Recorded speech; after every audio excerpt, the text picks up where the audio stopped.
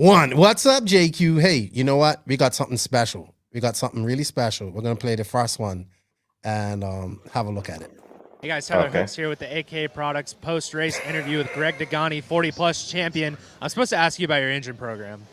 Well, $180 SH motor, available A Main, OS, waste of cash. So you actually can get this motor here in the States at A Main? Yeah, we sell out all the time at A Main, yeah. So how was the race other than that? It looks like you were just cruising at the end. Yeah, I finally got into rhythm, you know, and my car, I started to feel engine and like kind of keep the RPMs good, so not upset the suspension too much. So it was really good. You know, a lot of these guys are going 10 minutes, but Dunford ran out. I mean, it's a risky thing to do, and you know, I just wanted to hold it through. You know, it's been 20 years ago this year I won this race in pro, so we did do a 20-year anniversary. You know, cream rise to the top. Got to show these boys what's up.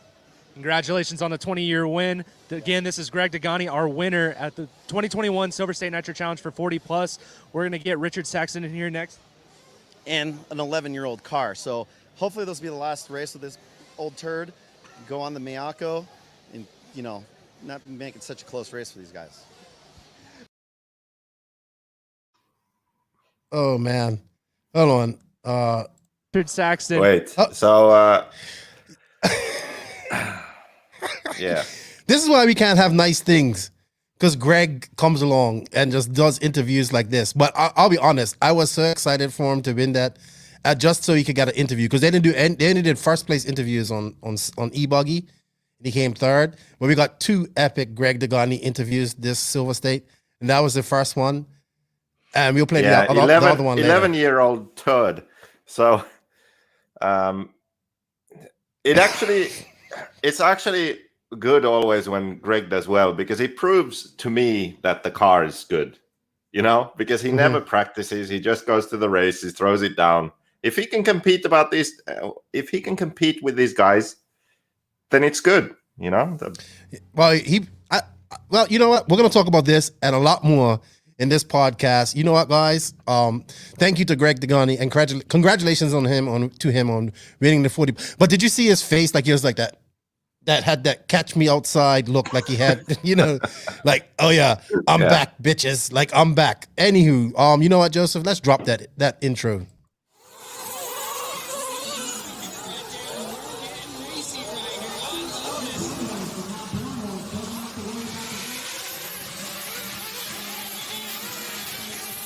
Nitro is the glory.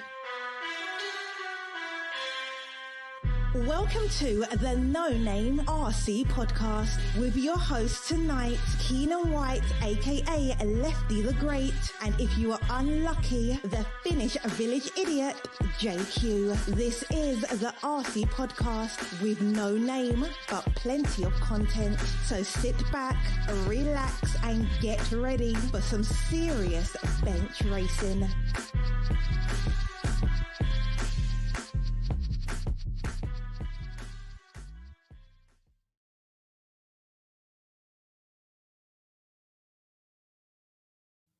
Yes, indeed. Nitro is the glory, but Ebuggy pays the bills. What's going on, everybody? Welcome to this is the true episode number 125 of the No Name RC podcast. I'm your host, Lefty the Great, aka Keenan White. Oh, I maxed it up. It's Keenan White, aka Lefty the Great. I've only done that 150 times. So what, 150 episodes? Probably 125. We're on 125, but well, you know, we've done a few episodes that we haven't counted. Lives, the Starting Grid podcast, 15 episodes of that. 120 more than expected. And still going strong. Yeah, and we are very unlucky today. We have JQ, aka Beaker, aka Rupert the Chef, aka Captain Asshole, aka Josie, aka Bollocks Nose. He's back from Spain, so he's with us and is in a good mood today. Good to have you back, Joseph. We haven't spoken much since the last podcast. Thank you for coming on. We're going to talk about your trip to Spain here in a minute. We're going to talk about why I didn't go to Silver State, and we're going to get in and answer some questions. We have no guests this week. We're going to just do a quick recap on Silver State on the Nitro Buggy Main, because Max, RC Kevin, and I did a recap of Ebuggy and Nitro Truggy and qualifying Sunday. So if you want to check that out, you could go to YouTube and check that out. It's also on Podbean and all podcast platforms, but it's better on YouTube. So, and also when you go to YouTube, hit that sub button, that notification button, that like button, or dislike button. A few dislikes in there. Let's grow that. So, Joseph, before we go on further, I want to shout out and say thank you to all of the NNRC squad around the world. We are back. We took about a 15-day hiatus, maybe a little less than that. I'll explain why in a minute. So thank you guys for your patience. We are back. We're supposed to be in America, but we're here. Still in the DR. Shout out to the patrons of the podcast. Greatly appreciate you guys' support. You guys help to keep the bills getting, you guys help the bills get paid and help me to go on this trip that's coming up in June. So thank you guys. If you wish to become a patron of the podcast, you can. The link is in the written description of this podcast. And of course, we can't do this without the awesome sponsors that support us. You know, these companies believe in what we're doing, so we're going to believe in what they do as well. First off, shout out to Mayako, creating waves this year. We're going to talk more about that with Joseph. He was on testing with the new car, so thank you to Mayako. Hitec RCD, new sponsor for the podcast. They have some, if you don't know who Hitec is, they've been around for a very long time. They're coming back to racing. They got some nice new servos and a nice new charger up. TNR Fuels was watching Chris Nelson last night doing his recap of Silver State. Man, them guys are going everywhere. Hottest new nitro fuel on the market. Beach RC, Brent was at Silver State. Sounds like he had fun as well. Tekno RC, it was a Tekno takeover on Saturday at Silver State. Congratulations to Tyler Jones and Jared Tebow on their wins. Lugs RC, Bryce Beaver beat Greg Degani in 40 plus. Congratulations to him. And his son did really well. Lugs RC is a new tire company on the market. Sun City RC Raceway, they have the RC Pro Series this week there. If you're in the mood for a race, go check them out in El Paso and check out the Showers family and go run the RC Pro Series this weekend there. JQ Racing, shout out to my JQ Racing family. We got a victory this weekend. Congratulations to us and everybody that races and supports us. Manscaped.com, I finally got a 3X t-shirt here that I'm wearing and some boxers that are really comfortable. Papa Willie's Traction Tonic. If you guys want to show Papa Willie some support, there is a promo code attached to this. You save 10%. Racecraft USA, they were there at Silver State. House of RC, Connie and I worked closely together this weekend to bring you graphics and stuff and updates for the NNRC Cup. Wally Builds, who was super busy this weekend, RCGP, and of course, JQ Threads. So what's up, everybody? We're back. Even though we did a podcast Sunday, Joseph and I are back this week. Joseph was in Spain.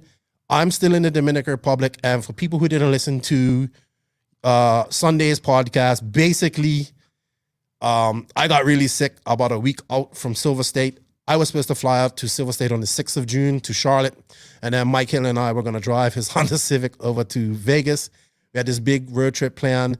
And then like the Saturday before that, I got really sick. I was actually getting sick before that. What I thought was a sinus infection actually turned out to be high blood pressure. You know, I'm going 43 years old. I'm overweight and out of shape. And I'm definitely stressed because I've been working with this guy right here for 4 years. And if I looked at pictures from when I first met you to now, I have considerably less gray in my beard than I do now. So I blame you for most of the stress that I have in my life, Joseph. The last 3 years have been... Just like I always tell my graphics, I make him a better graphic designer. I made you a better human being. Yes, you did. But you know what? I would like to be alive. Joe Roganing it. Joe Roganing it now. I need to get in shape like Joe Rogan. Maybe not as good as him. But basically, I found out I have really high blood pressure, was causing all the pain. And the doctor said probably I was very close to having a stroke the weekend before Silver State. So we decided to stay, get my blood pressure down. I'm on meds. I'm exercising, walking just right now, eating better, and just trying to de-stress from everything. You know, we was going pretty hard for a long time there, for a year, with the podcast and stuff. And sometimes when you see your goal in front of you, you push even harder. So now, while we're still pushing towards our goal, my goal, I'm just trying to de-stress a little bit. So with that said, I will be in America the 10th of June, flying to Charlotte. We're going up to... Tennessee to Matt Owens to pick up the NNRC Cup trophies, which is going to be big. I don't know how we're going to take it up to the Nationals. And then Monday, we travel to the Nationals, a road trip to the Nationals at LCRC. And that's actually the race that I'm really looking forward to and was looking forward to. And if we do a good job there, we might stay. I might stay. I might stay for the Nationals, for the ENATs. I don't know. That's in Florida. We'll see. I don't know if I want to be away from my family that long either. So that's why I'm not at Silver State. I'm bummed I missed it. I wanted to go out there and meet a lot of people, and I wasn't able to. It looked like fun, but that's how, just to be safe, better to be safe. Joseph, I also got my first shot in the vaccine, my first vaccine shot last week. I feel great. I got my second one before I go away. People might be like, oh, I'm not getting vaccinated and stuff like that. Well, I think eventually to travel, you're going to have to be vaccinated. So I might as well get it while I can now. I hope it's the right one. I hope it works. Whatever. I'm not trying to get onto that. Joseph, I didn't even know when I talked to you, you're like, oh, I'm in Spain. So let's talk about this. Was this a planned trip, or was this kind of something that just kind of came up and you're like, hey, I'm going to Spain to go testing?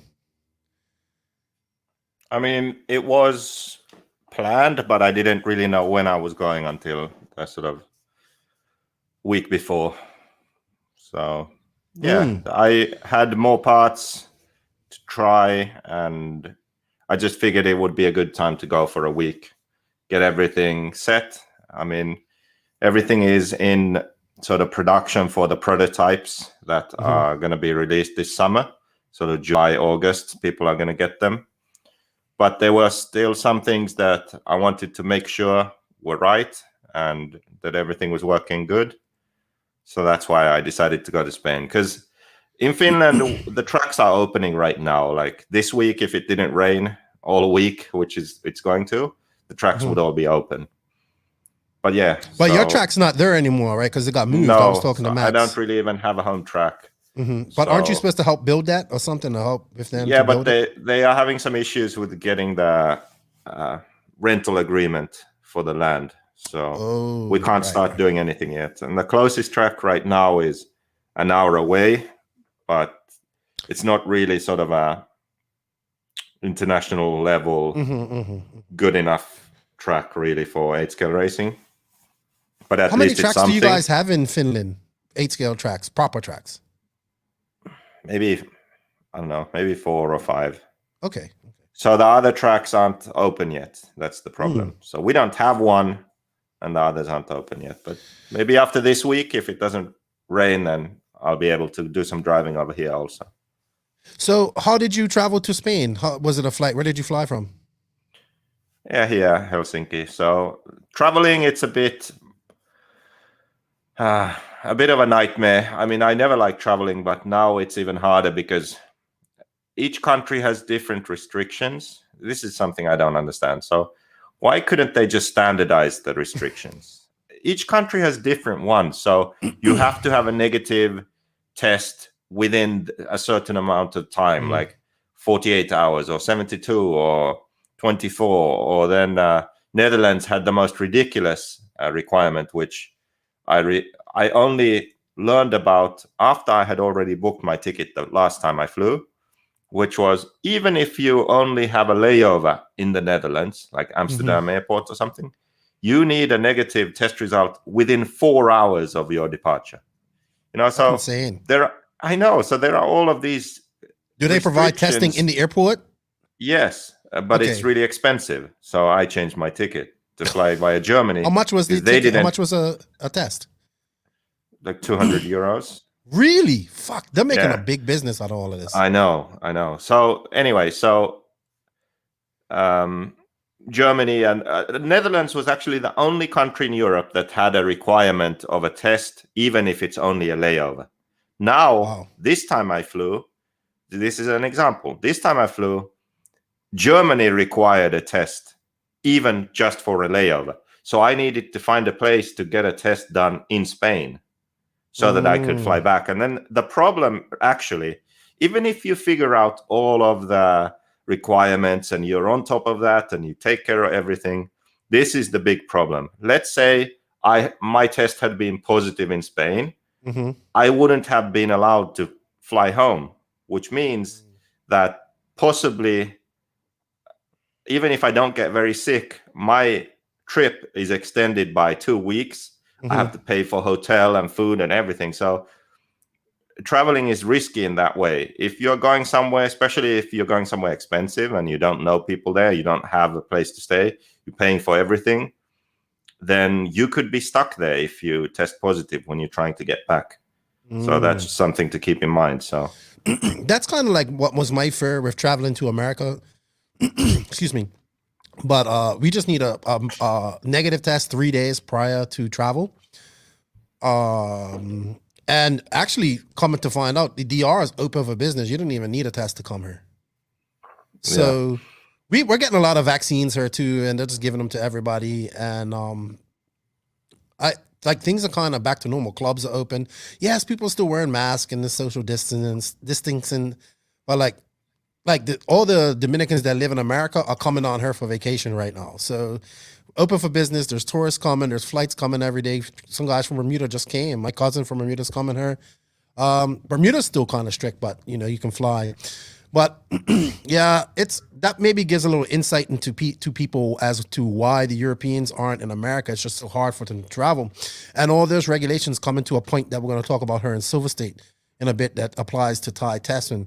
But Joseph, before we go on to talk about your time in Spain, I need to pay some bills. And as you guys know, this podcast is brought to us by Manscaped.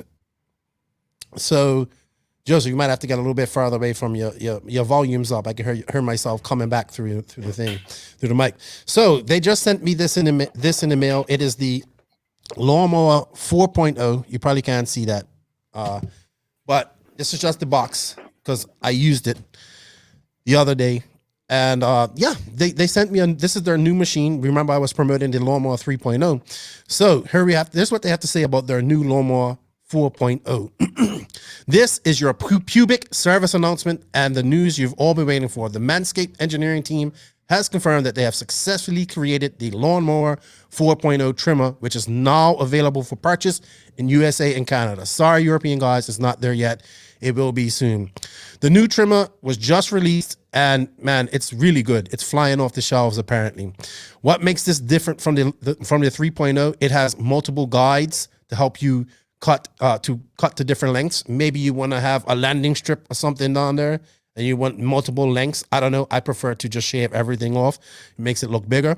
It's a new wireless charging unit. So you have the unit there, you just put it in there and it charges. It's so awesome. It's still waterproof. It still has a light. It has a locking function on the power button so you can travel with it, because I will be taking this with me on my trip here. It comes in handy for trimming my beard. I don't have to trim anything else while I'm away. But if you guys are interested and you want to show some love to the podcast, go hit up manscaped.com, use the promo code no name in all caps, and you will save 20% off your order. Get yourself this Lawnmower 3.0 and that kit that comes with the awesome boxers, which I got because they sent me a shirt and new boxers in my size, and you will like the boxers. So thank you to manscaped.com. They have been a long time supporter of the podcast. Show them some love and get yourself a Lawnmower 3.0. Joseph, we need to get you a Lawnmower 3.0 and get you manscaping, get you tidy for when whenever that great day happens. Yeah, I'm still waiting for it. I know you are.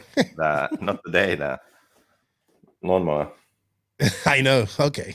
All right, Joseph. So Spain, let's touch on this real quick. So where did you go? Did you go to a different spot in Spain this time, or did you go to the same place? I went to the same place, to Madrid. Mm-hmm. But you went to three different tracks this time. Yeah. So I spent like the first 5 days or something just at the Fuencarral track, Miguelo's track, who has the Buggy Land race. Mm-hmm. So that's a really sort of high grip, fun track to drive. But then I also wanted to try the car on some different style tracks. So I drove down to Albacete. That's a super loose track. That's the one I saw. And it changes a lot also during the day. So I went there after some rain. So there was some loam on the surface and it was really loose, like ridiculously loose. And then after the dust started to clear, it started to get a bit more grippy, but then it gets polished in some sections also. So it's really loose. So it was a good track to test at because of that. Mm-hmm. And then the third track I went to, Mejorada, I think it was called. And that was also in Madrid. So maybe 20, 30 minutes from the Buggy Land track. And it was the same kind of surface, same high grip, but just a lot smaller track. So like 33-second lap time versus normally like 40-second lap times or so. So yeah, so 3 different kind of tracks testing to see how good the car is, how consistent the setup is. And yeah, it was a successful trip, I'd say. I did about 11 liters of fuel and it's all good. Did you enjoy your time? Did you do any touristy things while you was there in Spain? No touristy things. I mean, Was you couch surfing or did you have an apartment? No, I stayed in a hotel. So oh, nice. Morning, wake up like 9, then breakfast, go to the track, and then leave the track at about 8 in the evening. It's full days. Then go to the hotel, eat, charge everything up, take care of some work stuff, emails and this and that. Then it's suddenly like 1 a.m. or something, and then go to bed and then repeat. Now, quick question, because I meant to ask this of you, and I wanted you to run this while I have you here. You're testing a new car. You're not testing your old car. Run us through a test day with you. Like, what are you looking for? Are you making notes while you do this? Are you just doing it on your phone because you do everything on your phone? Are you writing notes literally? Yeah, I do. So actually, this time I shared the notes also with Mayako members and some pictures and stuff. So as an example, let's see here. So the first day I was just sort of finding a base. I started where I ended last time. Plus I had some new parts. So that was already knew that they would be better. So I just put them on. So the first day I just got a base and sort of my standard 5-minute time and lap time. I knew where I was. And then the second day I started to test shock pistons. So I had 5, 6, 7, 8 hole pistons I wanted to try. I already knew what I wanted to test. They were pre-built. So I ran through all of those. And then I also tried bladders instead of just emulsion. I also had some different rear drive shafts to test. So I tried those. Then the third day, then I wanted to try different diff oils. So I did that. And also anti-roll bars, tried them. And then at the end of the day, I tried the different toe-in, 3 degrees and 1.5. No, when then you're testing on diffs, day 4, I repeated some things like, I tried the drive shafts again. And then that day we were actually filming all day. So I wasn't really testing much. The main focus was just on filming some stuff. Yeah, quick question on diffs. Are you just changing diff oil, or are you just taking multiple sets of diffs and trying different things? I just changed the diff oil. Right, I do would have assume you don't other have diffs also, but to really be, I don't know. I prefer to change the diff oil in the same diff because of the outdrive wear and all that stuff. So you are eliminating any other factors that could influence that makes handling sense. of the car. Then after 4 days of driving, then a full rebuild. So I took everything I learned. I just rebuilt the car completely and had the best, what I would think was the best setup. And then I saw, how fast I could go, 5-minute runs, lap times. And it was good. Documented the setup that I ran. Tried a few more sort of changes that I thought of based on that. And then after that, I went to a different track because now I had a good base. So I just rebuilt my car, set it up. It was really good on this track. And then I went to a different track. And then on the loose track, I basically wanted to see that, can I keep the same base setup and just make a few small changes? So thinner anti-roll bars. I tried the different pistons again to see which has the most grip, feels the best on that track. And then lowered the rear arm for low grip. And what else did I do? I played around with Ackerman a bit, but really, that was really the only changes that was needed. Find the right piston, go down on the anti-roll bars, Oh, and change the shock spring to progressive springs, lower the rear arm. And that was it. You know, sorry, you mentioned shock springs, and I was listening to Joe Zaire on Ran Out of Talent yesterday, and he was in search of HB yellow springs, rear springs, and it seems like all the associated guys are looking for those, and he can't find them anywhere. And I was remembering that was like our go-to spring for the JQ Black Edition on high grip surfaces. It's just funny how things go on. H3 must have made a damn good yellow spring, eh? I don't know. I mean, it's nothing special, really. You know what? The spring itself. Explain to me real quick about the progressive springs and how they work. What makes them different? Like, because in layman's terms. Yeah, I mean,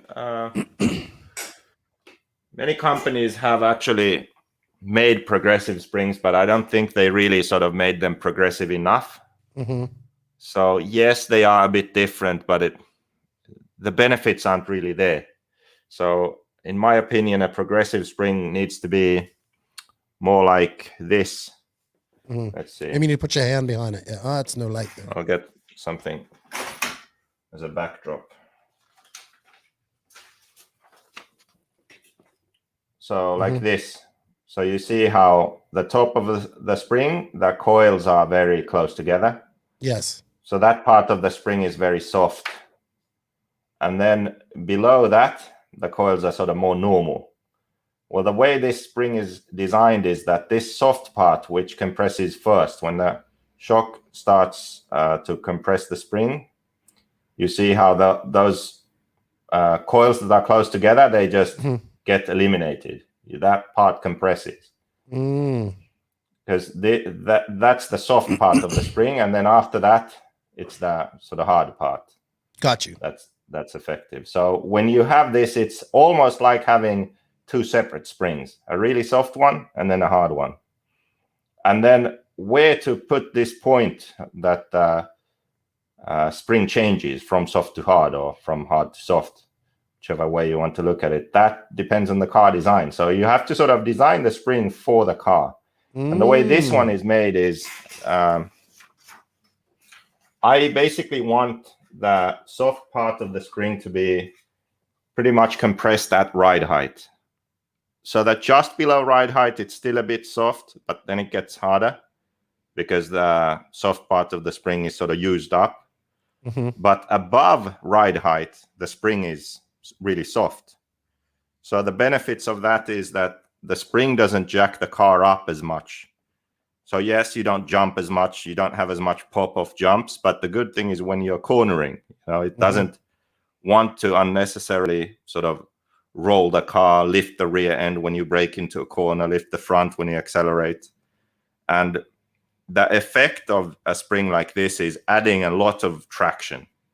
So if you are on a loose track, this progressive spring adds an incredible amount of traction. Actually, it's people aren't going to believe me because I'm saying this and I designed this spring and they, but if they try it, they will see that what I'm saying is true and find the time when I've ever lied. So, or exaggerated, something like that. Quick question. So, now, do they come in different rates? Yeah. These springs will actually be released soon for JQ Racing. So there'll be 3 different hardnesses. But the downside of these springs is on high grip, they aren't that good or as good. And the reason is this soft section. So then the car doesn't feel as precise to drive because of all the grip and traction initially that the car has. It doesn't feel, it always feels a bit soft. And it's just not as good to drive as with normal springs. So high grip, normal springs. Low grip, definitely these progressive. And then medium grip track depends on the layout and your preference. But yeah, it's a really good tuning aid. And that's something that I sort of confirmed during this trip also, because the Buggyland track, big jumps, high grip, high speed. Yeah, normal springs were better there.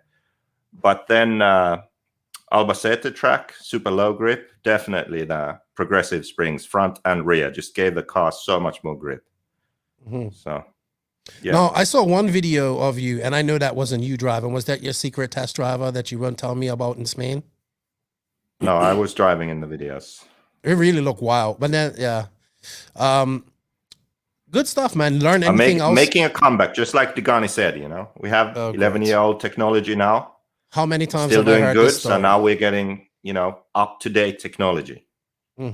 I've heard this. I'm having a comeback story for 4 years now. No, this time I really am. No, the closest you came was DNC 2018. You think so? I still don't think so. Like, No, I had engine problems the whole time. It really you frustrated qualified me. ninth. You qualified ninth in your last with round. an engine that was sorted. different every single lap and super Yeah, but you rich got it one sorted lap out by then. And then you next purposely lap. put these stickers on the champagne bottles to get disqualified because you was worried that you would make the A main and be successful and not be an underdog anymore. I figured it all out. I made the A main in the Ebuggy that year. Yeah, but you didn't get to run it. I did get to run it. Oh, you did? I think so, yeah. Yeah, you just got in Mayfield's way at the end. You wouldn't let him pass. No, I didn't. He was crying. He was getting worried or something. He was worried about it. But I didn't actually. He never. Oh, I can't remember if he said something about it in the close interview enough and I let him by, or he expected, or I did. He never got close enough. I can't remember. He expected me to sort of pull over and wait 3 seconds, and that's not going to happen. That's what you do. Bow down to the Mayfield, JQ. No, you don't. Well, Ben started. Well, anyway, we ain't gonna talk about that. But anything else you learned? Be real quick while we wrap this up and go into some RC Anything news. I learned? Yeah, I learned in Spain that I actually now really miss racing. Okay. And it's crazy. DNC 2020. You was did some the last races race after that, though. Didn't I you? really did, like proper race. I did a Finnish national or 2 Finnish nationals. But that doesn't really, I mean, you can't really even count that. I guess you can't count that now these days. We have miss it too. Bus drivers, but I saw everybody at Silver State and I was just like, frick, I should have went. You know what I mean? I wanted to go. It's gonna be fun when we can race again. Well, end of this year, I think. Yeah, it'd be fun when we all get together again too, and have just get up to the same hijinks that we usually get up to when we get together. I can't wait. All right. So, what is the future for you, real quick? What do you see happening? Europe's still on lockdown. Are you going to go back to Spain for a longer period of time? Are the regulations in Spain a little looser that you can do this? I see they're racing in Italy a lot more. We're gonna, I saw a result. What do you think you're gonna do here? It's now summertime in Finland. Well, getting to summertime, the 2 months that you guys do have. What are your plans, man? I think you should get on. You think you should just hop down to Spain for an extended period of time? I don't know yet. Really, I'm still sort of waiting to see how the restrictions go. Mm-hmm. Soon I can start running here, so that will be good. Mm-hmm. And I think I'll just mainly be here. Hopefully I could go to Sweden, for example, because Sweden already has quite different tracks to here. That would be good if I could go for a week to Sweden, for example.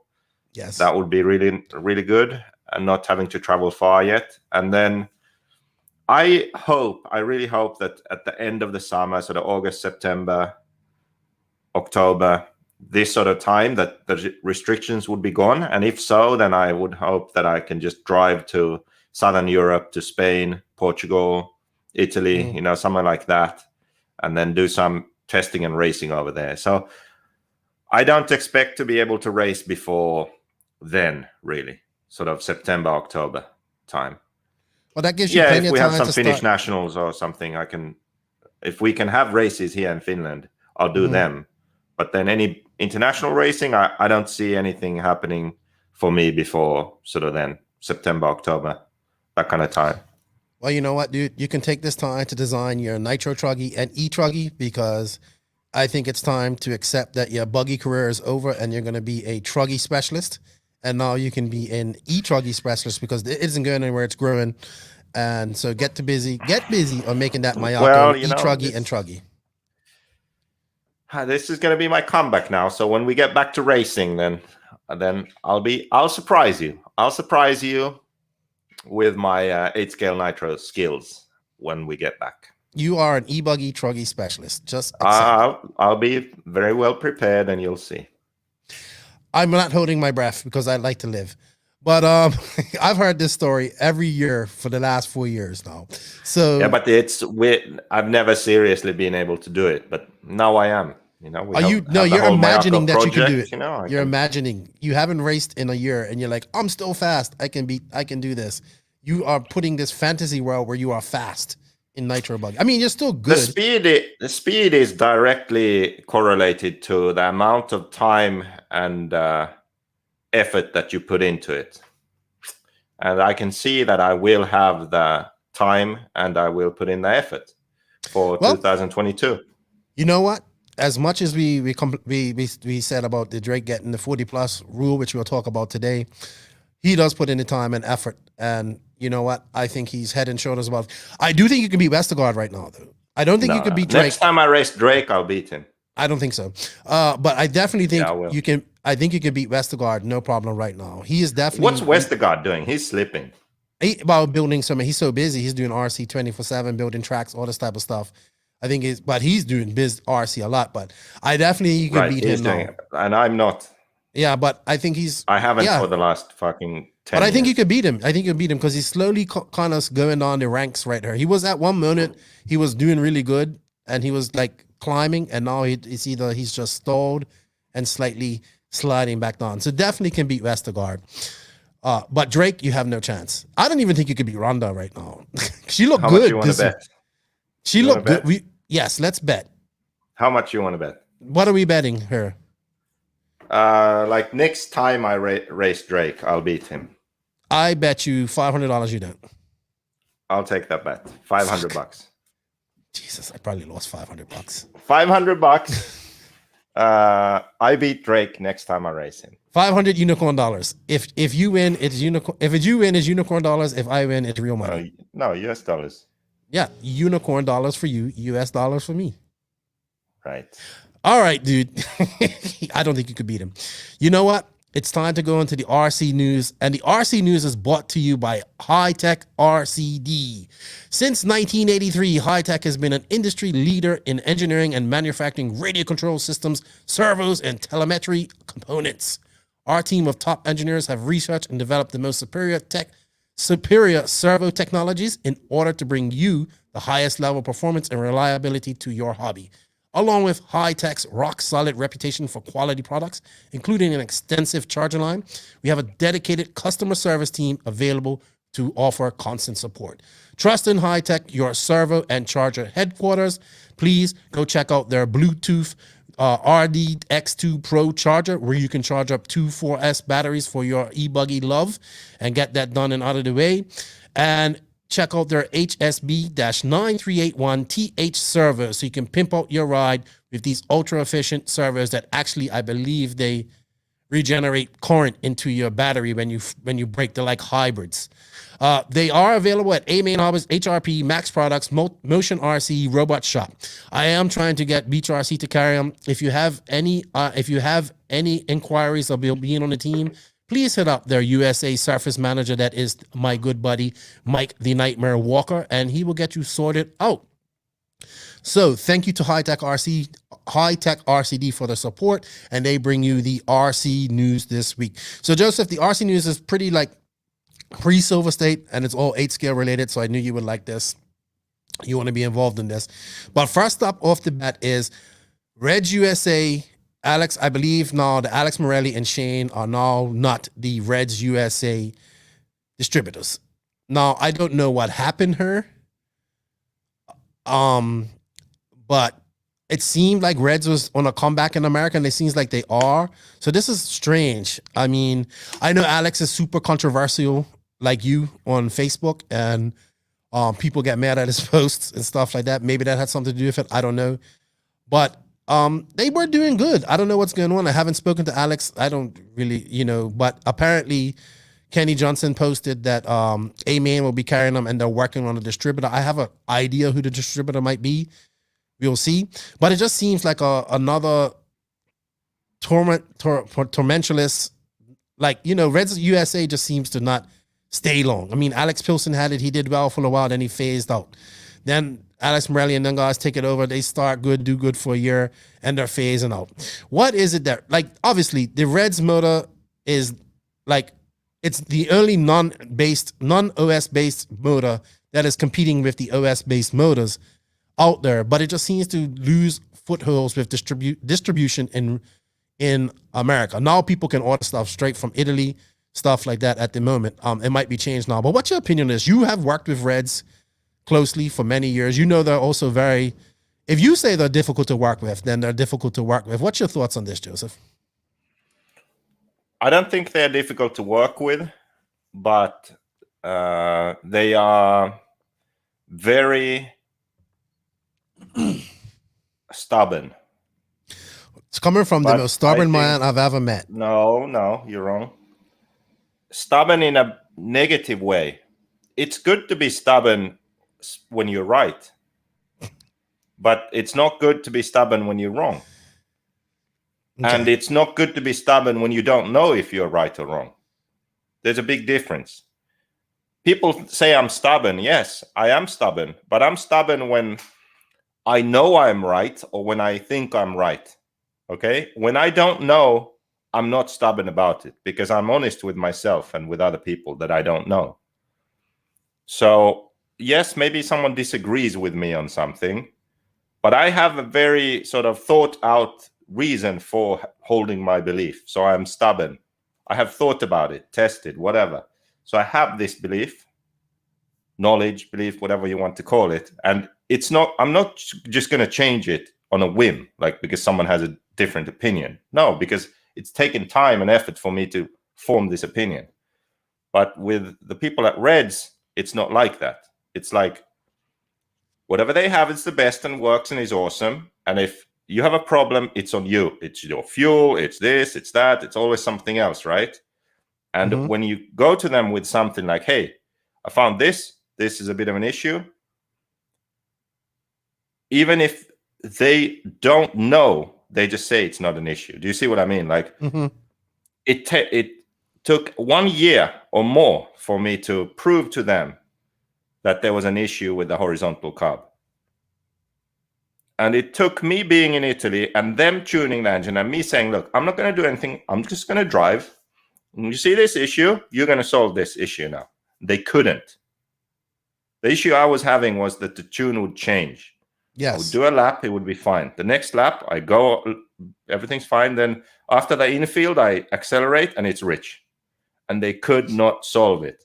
And after 1 day at the track, trying every single thing that they could think of, they couldn't solve it. And what happened?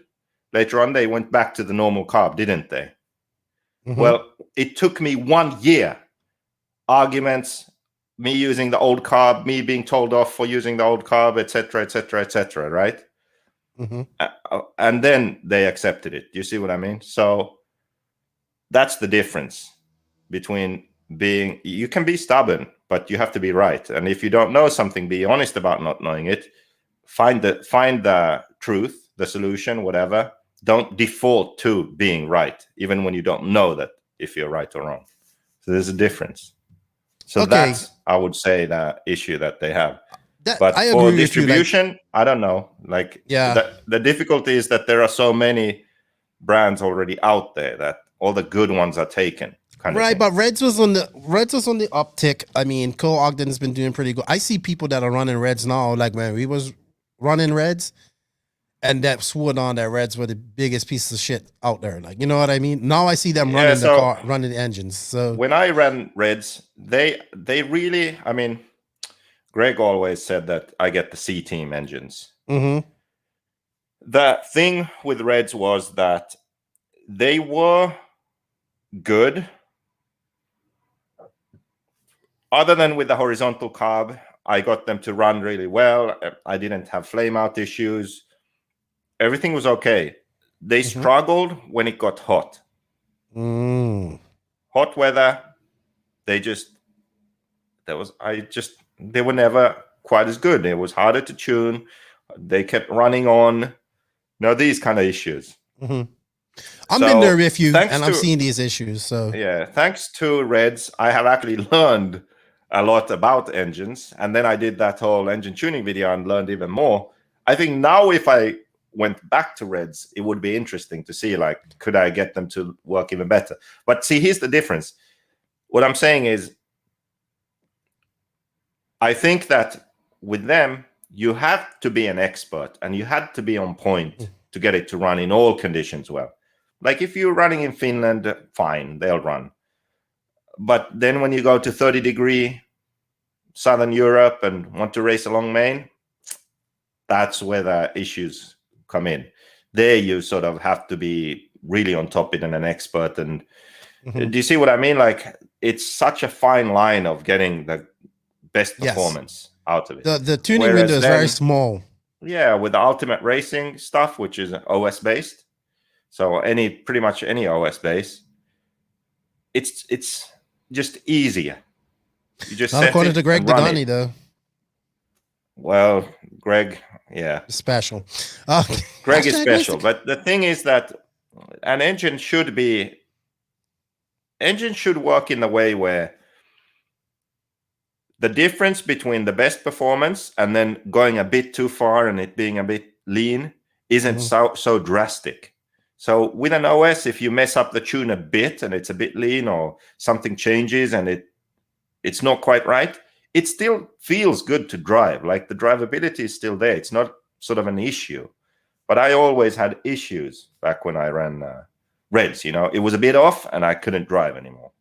So yeah, but having said that, when I switched, they changed their carburetor completely. They changed the manufacturer of it. Pico used to make them. Now they switched to the Serio guys, whatever that's called. I can't remember now. What it's Serio, isn't it? Oh. Yeah, Serio. They had that brand before. Anyway, so same as Orion. So they have the same carb, I think, now as Orion. But Pico-based engine or Pico-based carb? Sorry, Serio-based engine or Serio-based carb? No, so they still have, I believe that Reds still have the Pico-based engine, but they have a Serio-based carb. I think it's a mix now. I think the case is made also with a Serio, with the Serio guys, because it's a different manufacturing technique for the case. And then that's why they also use that carb. But I think that the other stuff is still the same as what they used before, sort of the Pico-based internals and all that. But anyway, a lot has changed, and that's right when I switched. So the new stuff that they have, I don't know. Maybe they solved the problems they had with all the new stuff. I don't know. If you ask them, they did. But see, that's the thing. You can't believe them. You have to try it for yourself. I think the big disconnect with Reds is that they always want to sue some people. Like they wanted to sue you, they wanted to sue Maifield, and then like even with they're gonna sue you now because I said this on the podcast.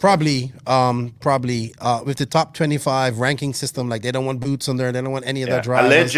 Allegedly, they use Pico-based stuff on the internals and Serio made case and carb. Allegedly. It's like they want to control everything, and it's the whole RC industry in period, but they go to the extreme. They are very close, I would say. Like really, that's the thing that frustrated me, because some things were really good, right? And there was like, hey, let's solve this issue, and they could be better. Like, hey, I have this idea, try this. But everything was like, no, this is right and you're wrong, basically. Okay. Always. I remember that. I remember you having that frustration. Together with, like, if I'm running your stuff and all around the world, traveling around the world, tuning, doing this, doing that, you should listen to what I have in my experience and then work together to improve it. And if they had done that for the last 5 years, who knows? Maybe they would have the best engine in the world right now. But because of their attitude, they don't. You know, it took 1 year for them to figure out that the horizontal carb had an issue, where it could have been like one discussion. Well, because they wanted it to there's work. An issue, and then during that year they could have solved it, worked on it, figured it out. You know. Well, it was the gimmick, and they had to make it work. You know what I mean? That's what made their cars different from everybody else. You can't say that it is working when there's an issue. Then make it work. Well. You know? Well, it seems to be that the Super Veloce or whatever that they got out, they're doing good. if the people that I think are gonna take out the distribution do it, I mean, Amy might take it. Who knows? But maybe the other people. I think Kenny Johnson's still gonna be involved. He's done good things for them. But it's gonna be interesting to see what happens because I mean they do sponsor like Brock Champlin for electrics and whatnot, and Cole, but Cole sponsor. I think they might just be sponsored through Italy. So we shall see. We'll just pay attention to this as it unravels. It's been very I doubt hush they hush. made all those changes for nothing, you know. So Yes, exactly. I would hope that all the changes to the new engine they made improved it also. So I mean, Understandable. All right. So next up in the news is, and this is, while this may not be a big thing for others, it actually is something that happens in 8 scale quite a lot. And basically, I think this man was a big part of, and thank you to Circus RC for breaking the news, but Very has left Ongaro, or Very and Davide Ongaro have split ways. And it looks to be like Very is headed to Reds to be now boots mechanic and work with Reds. And he's been with Ongaro since 2013. So he was there for when he won his worlds, and he's been very influential in his progress. So I think people might be like, this isn't a big deal. This doesn't happen in America and whatnot like that. But in Europe, having a dedicated pit mechanic is something big. I mean, they have it in America too, but I think this is big for Davide. I think this is great for Elliott, big for Davide, and maybe I think it's kind of not as good for Davide, having this guy heard. Do you know Very? You've talked to him, well, I guess he speaks English. Just so people know who he is and what he does, just give us a brief bio on him real quick and tell him what he does for Ongaro. Well, I mean, he's been in the industry forever, and I guess he must have raced at some point, but I only know him as a mechanic. So yeah, he has a lot of knowledge when it comes to cars, mechanical build stuff, and ways to improve things and set up stuff. And he's been there, world championships and European championships and all that stuff. So he has experience and knowledge on that level as a mechanic, at least. And yeah, maybe you said he was going to Reds now, so he got a job at Reds. Maybe they'll listen to him, so that's good. Yeah, he's Italian, but I think he's going to be great for Boots, because Boots needs that mechanic. I think it will be good for Boots. I think Boots has sort of had a bit of a rotation of mechanics based on where he is. Well, first it was maybe Liam. A bit more consistent with S-Works now, but yes, I think that if Very is going to be Elliott's mechanic, I think, or one of the mechanics, I think that will be a really good thing. And for Davide, the thing is that if Very was the one that sort of came up with setup change ideas and stuff, then that could be a bit of an issue. If he was only there to, glue tires and put fuel in the tank during pit stops, if his role wasn't that active, then it will be less of an issue. But I think, I don't know, but my hunch is that he had more of an active role of actually sort of figuring out what to change and this and that. And that can be a pretty big hit for Ongaro. Also, there's 2 other things. So Ongaro has been, over the last few years, the sort of fastest guy, like the guy, really, if you think about it. I don't consider even him though that, he didn't really have the wins even, but still people watch him like that's kind of the Superman guy, the guy to beat. Even he wasn't a world champion or anything, but still going to the worlds, it's like, yeah, he's going to be real. He'd probably win this. I think that there's a risk of that changing now for 2 reasons. So one, he's getting up to the age now where, he starts getting interested in girls and all that stuff. I heard he's got a girlfriend. Yeah, exactly. So there's some distractions now. And also he has done it now. He is world champion already. He has won Neo. But he isn't a European champion. Sort of done that stuff already. But he's won the big races. He's got the credibility run a big now. USA he has race. distractions now, and there he leaves. And then also, I've said this before, I think that his advantage was his unique driving style combined with his setup, right? And part of the setup was the design of the car, and that's changed now. So Associated don't have the wide rear pivot anymore. They have a sort of compromise pivot. It's not wide, it's not narrow. I think that he will lose, because of this, he will lose the benefit that he had of the wide rear pivot having natural corner speed. His setup was all about corner speed. His car was very loose, and he maintained corner speed with very precise driving inputs. Now he, because of the car design, loses that benefit.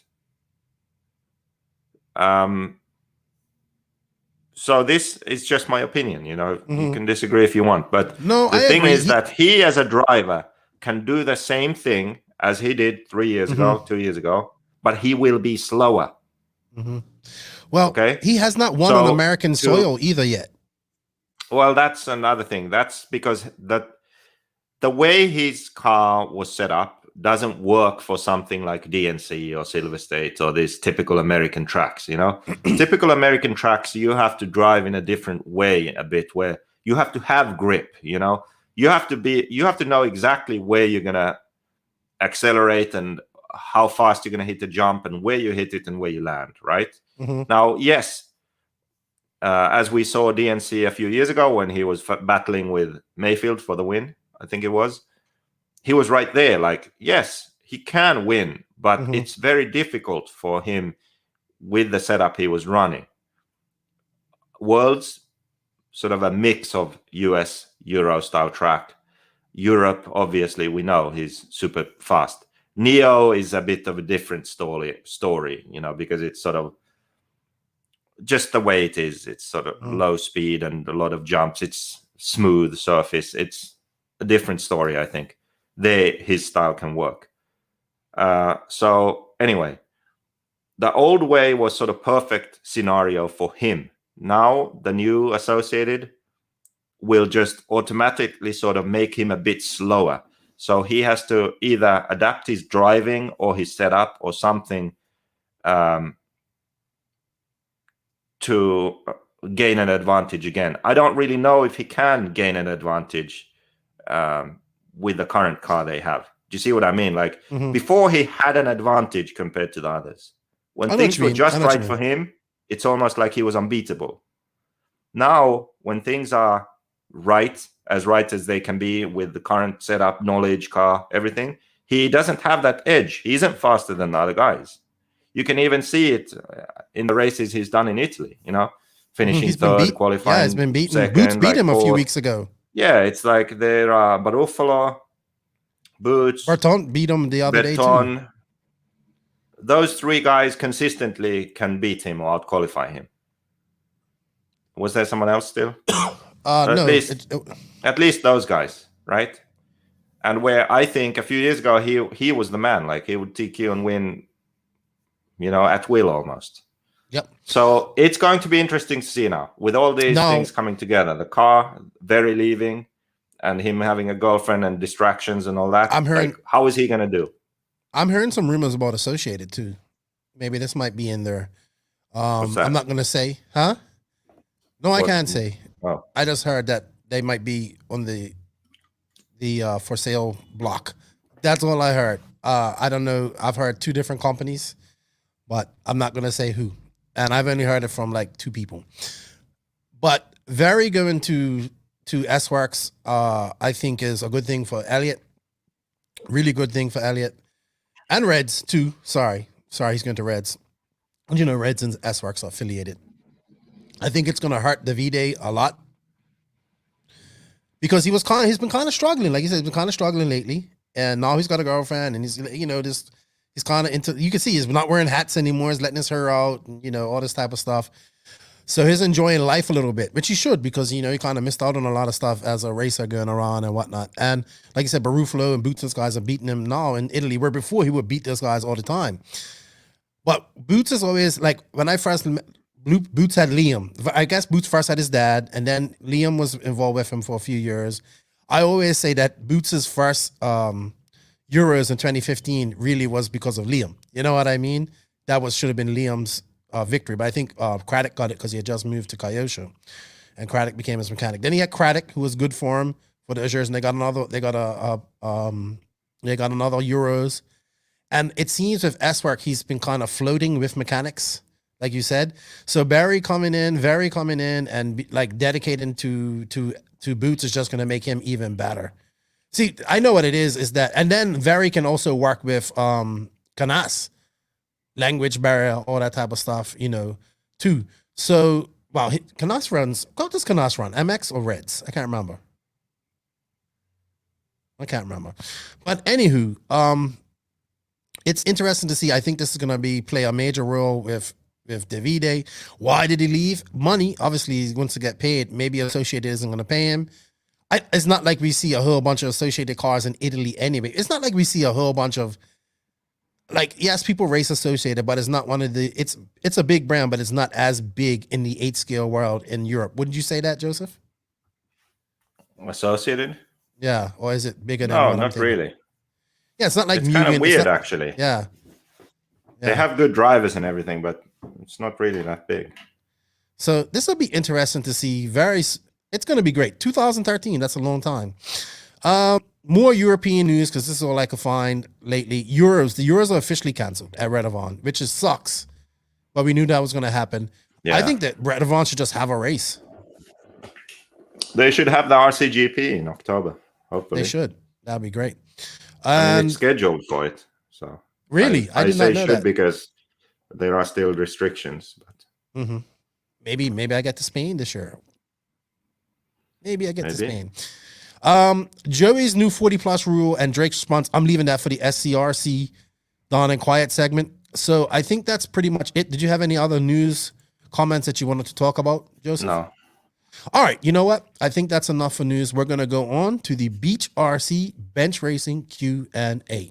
BeachRC.com, the racers' one-stop online hobby shop. Choose from all the popular brands and variety in stock with super fast shipping and great customer service. BeachRC.com still has the local hobby shop feel with all the benefits of the internet. BeachRC.com is the exclusive distributor for Ultimate Racing, JQ Racing, Pro Circuit Racing Tires, Nitro Lux Fuels, and Assault RC Performance products. So fill up your cart and check out at BeachRC.com today.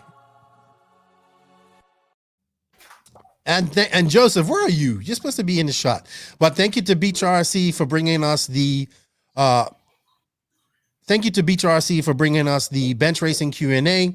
We do have some questions that we had a couple of weeks ago when we were supposed to record, and we have a couple that people asked in private and the post that we made yesterday. So thank you guys for your questions. Thank you, Beach RC, for your support. We greatly appreciate it.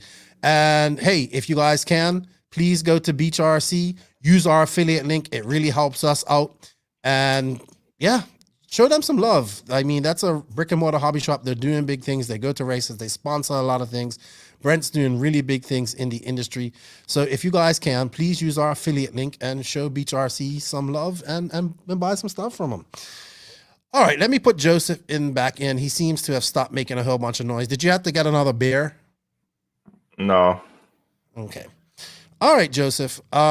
We have a few questions, and a lot of them are set-up questions. So he goes, Jeff Reichelt goes, he's from up in the Canada with the Canada JQ guys. Lefty, let's go full science mode on shocks. What actually works and what is a waste of time? Types of pistons, hull size, the amount of hulls. I feel too many go down a rabbit hole with this. Well, I think we could go down a rabbit hole with this, period, you know? So go ahead, Joseph. What type of, you're the shock man. You love shocks.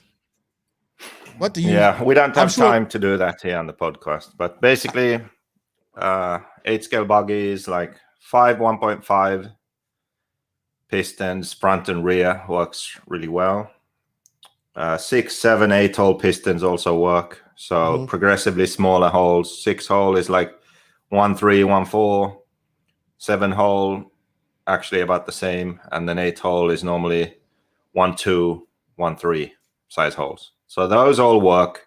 Combinations of those all work. The difference is that with more holes, so the 8 hole, for example, you can set the suspension to be a bit softer, but it will still have good pack. So what that means is the suspension can be really good on sort of a rough surface while still landing well. By rough surface, I mean like the texture of the dirt and like tractor marks, footprints, that kind of stuff. So you'll feel like you have more grip with those pistons. So loose track, that could be an idea to try those, more holes, because you will have a bit more grip. Then something like 5 holes, why would that be good? That's good because you actually run a bit thicker oil, harder damping, because it doesn't have enough pack. So if you run it too soft, it will just feel too soft everywhere, chassis slapping and all that stuff. So you have to run it a bit harder. So the overall feeling of the car will actually be calmer, more stable, a bit slower, like everything happens slower. So whether 8 hole can be too responsive, if that's the case, 5 hole would just slow everything down a bit. So that's really good on something like a high grip track or a difficult track or a track where your car feels nervous. Go to less holes, bigger holes, you calm it down. So yeah, 5, 6, 7, 8 hole pistons, they all work. Okay. Yeah, we could do a whole podcast on that. Yeah. All right, next up is Douglas Reek. He says, indoor clay season complete. What do you recommend for staying in practice for the summer? I recommend you go get yourself a nitro buggy, man. I know people be like, oh, you should go get an Ebuggy, but I actually think you should go get a nitro buggy and go with that, because I think it will make you a better driver. You'll learn more. It's going to be hard if you haven't done nitro before, but you can go get help from people and just learn, because once you learn nitro buggy, everything else is easy, I think. Okay, so that would be my opinion to you, Douglas. What about you, Joseph? Nitro is the glory. There we go. See, best thing you've said in a long time. Eddie Fink, when looking for more grip in 8 scale, what would you adjust first that has the less negative effect on steering? Inboard rear toe, outboard rear toe, rear camber link, rear wheelbase, or add more front droop or kick up? What did he want? He's looking for more forward grip, but he wants something that gives him more forward grip without affecting his steering, without negatively affecting the steering of his vehicle. Well, it depends on so many things. It's kind of hard to He's driving a Tekno, answer, I believe. So if you just want more forward grip, forward drive, like, can you go thicker in a diff? Because thicker diffs will give you more acceleration. And the front diff, it doesn't really affect steering that much, to be honest. Can you go a bit thicker? Can you go thicker in the center diff? Can you go thicker in the rear diff? So that if you can go thicker in all 3 diffs, maybe a bit, that can help. Can you reduce camber a bit? That will help. Can you add some anti-squat? That will help. Those are like the first and most sort of obvious things. And then the other things, yes, they kind of affect steering a bit more then. So if you add toe in, that sort of gives more rear grip, not really drive necessarily, unless that's the problem, that you're sort of fishtailing and you can't just go straight. So it depends on so many things. But like I said, the first things would be thicker diffs, less camber, more anti-squat. Yeah. If it's purely just like needing more drive. Well, the number one thing really is tires. That's the number one thing. So are you running a compound that's too soft? Soft tires, they won't have as much drive. So maybe a harder compound, maybe a different tread. right. Benjamin James, do you foresee Raw sanctioning a carpet off-road national championship? Yes. I have nothing wrong with that. Yeah, I think they will. I mean, they've had carpet worlds. Why wouldn't they have a carpet nationals in America? It's the surface that's gaining the most popularity in the world. They haven't had a carpet worlds. Yes, well, AstroTurf worlds. Sorry, I get AstroTurf and carpet. Kind of. What do you mean? I do. Yes, they have probably. Oh, I don't know if it was after. They had but 2015 was AstroTurf. Yeah, but it wasn't a different class. No. Isn't he asking if there will be like a separate race for carpet, like no, carpet champs?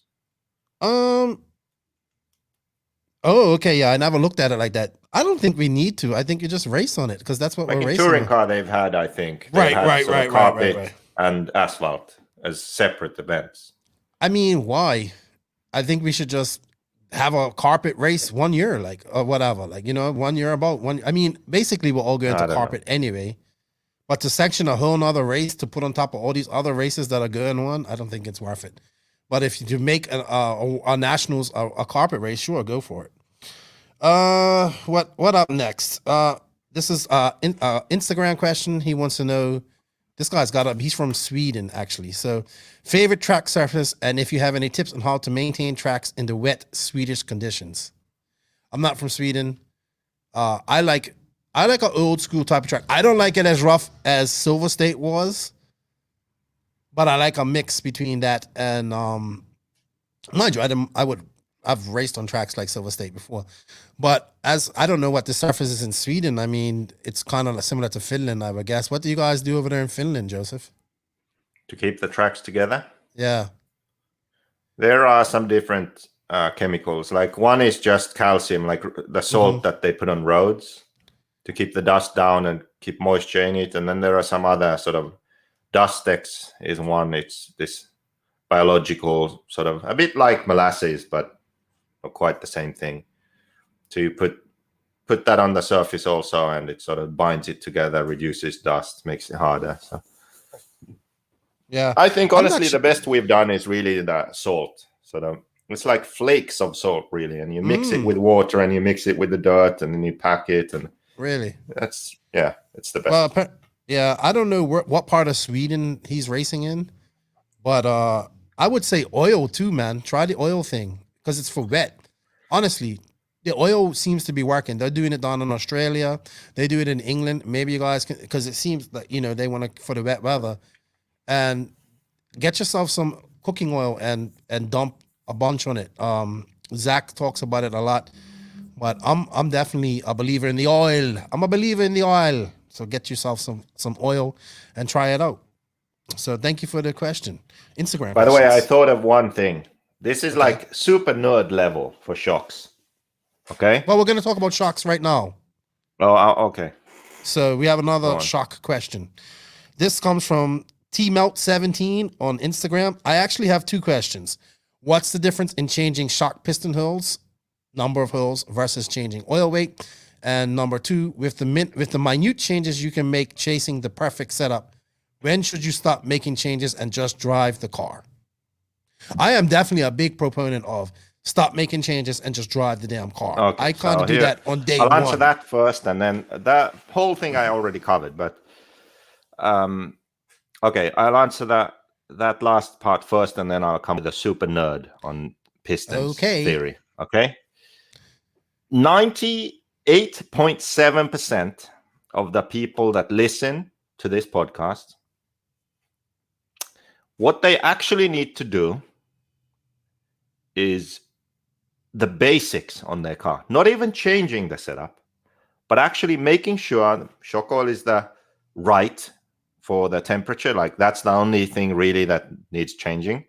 And then after that, just making sure that everything is free and moving correctly, and you are actually running the setup you think you're running. So droop, left to right, front, back, right, height, everything's moving correctly. Car is in good working condition. That's really what you need to do, because that is what I always end up doing. Mm-hmm. People ask me for help and I just unfuck their car. It's not that the car is actually in perfect running order and we make a strategically planned setup change. Mhm. That never happens. It's always they have a pile of crap that needs to be unfucked. Okay, so your shock coil is like 200 CST too thick. What are you doing? Like, have you never felt the suspension of a car that's actually functioning? Like, why do you think that porridge in the shocks is good? Like, this is so basic. Oatmeal like, for everybody. feel Americans. your car Oatmeal. and then feel someone else's car and like know what the car is supposed to feel like. Step number one. So have your car feel like that. I This think should be people like really simple. I think people Always chase do that, setup too right? much. I think you should just drive the fuck. Yes, they do, but they chase setup when they don't even have the basics right. I and agree that's there. I pointless. agree there. So just go, like, make sure the basic functionality of the car is there, and then work on setup. But like I said, 98.7% of the people listening to this, they are actually in the situation where they don't need to make any setup changes. They just need to fix the basics. So that's my opinion on that. I think And what he's more saying is once you got all that, great. Then you just drive the car. Now, can I give an example? Okay.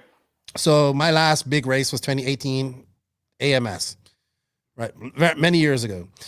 And I went there and I went with a pretty much box stock black JQ Black Edition that everybody that got raced at the Nationals a couple of weeks before that by a guy.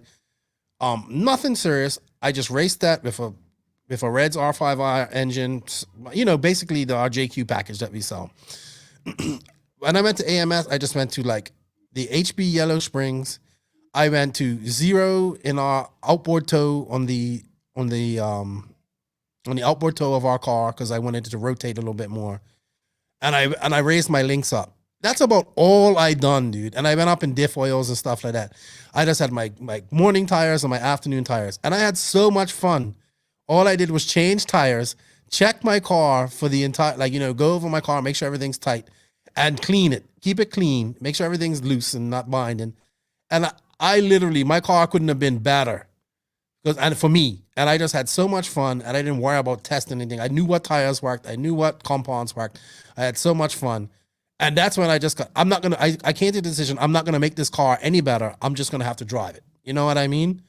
And I think that's what a lot of people have to realize. I don't think you'll ever have a perfectly set up car. At some point, you just have to fucking drive it. Simple as that. You have to gut it out and just drive it. Punto y final.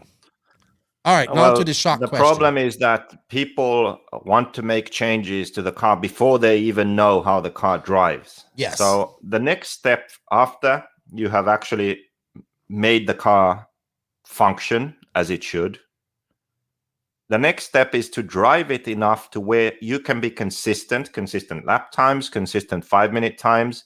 You have a feeling for the car now. I know that in this corner, the car pushes. I know in this section, I keep losing the rear end.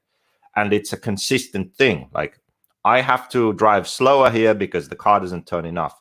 I have to be careful here so that the rear doesn't get loose. Like, you know these things. But people don't get to that point, and that's why they can't make a good decision for what to change on the car. So, yeah, most of the time it's like that. You have to get to that point first.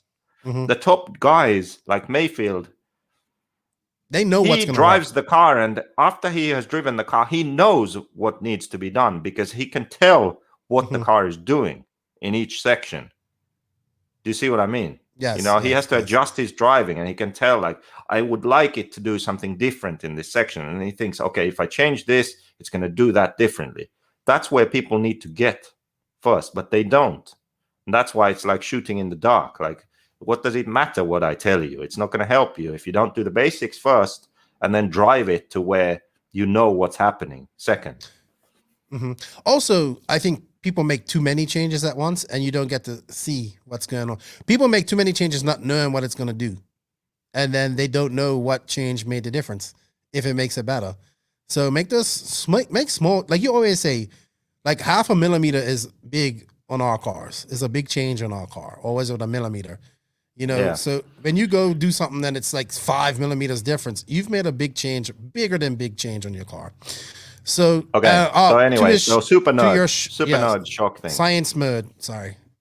I'm curious to see. Maybe people can lie in the comments and say that they've thought about this, but I don't think people have. I've never heard this from anyone. So why is it that 5-hole pistons?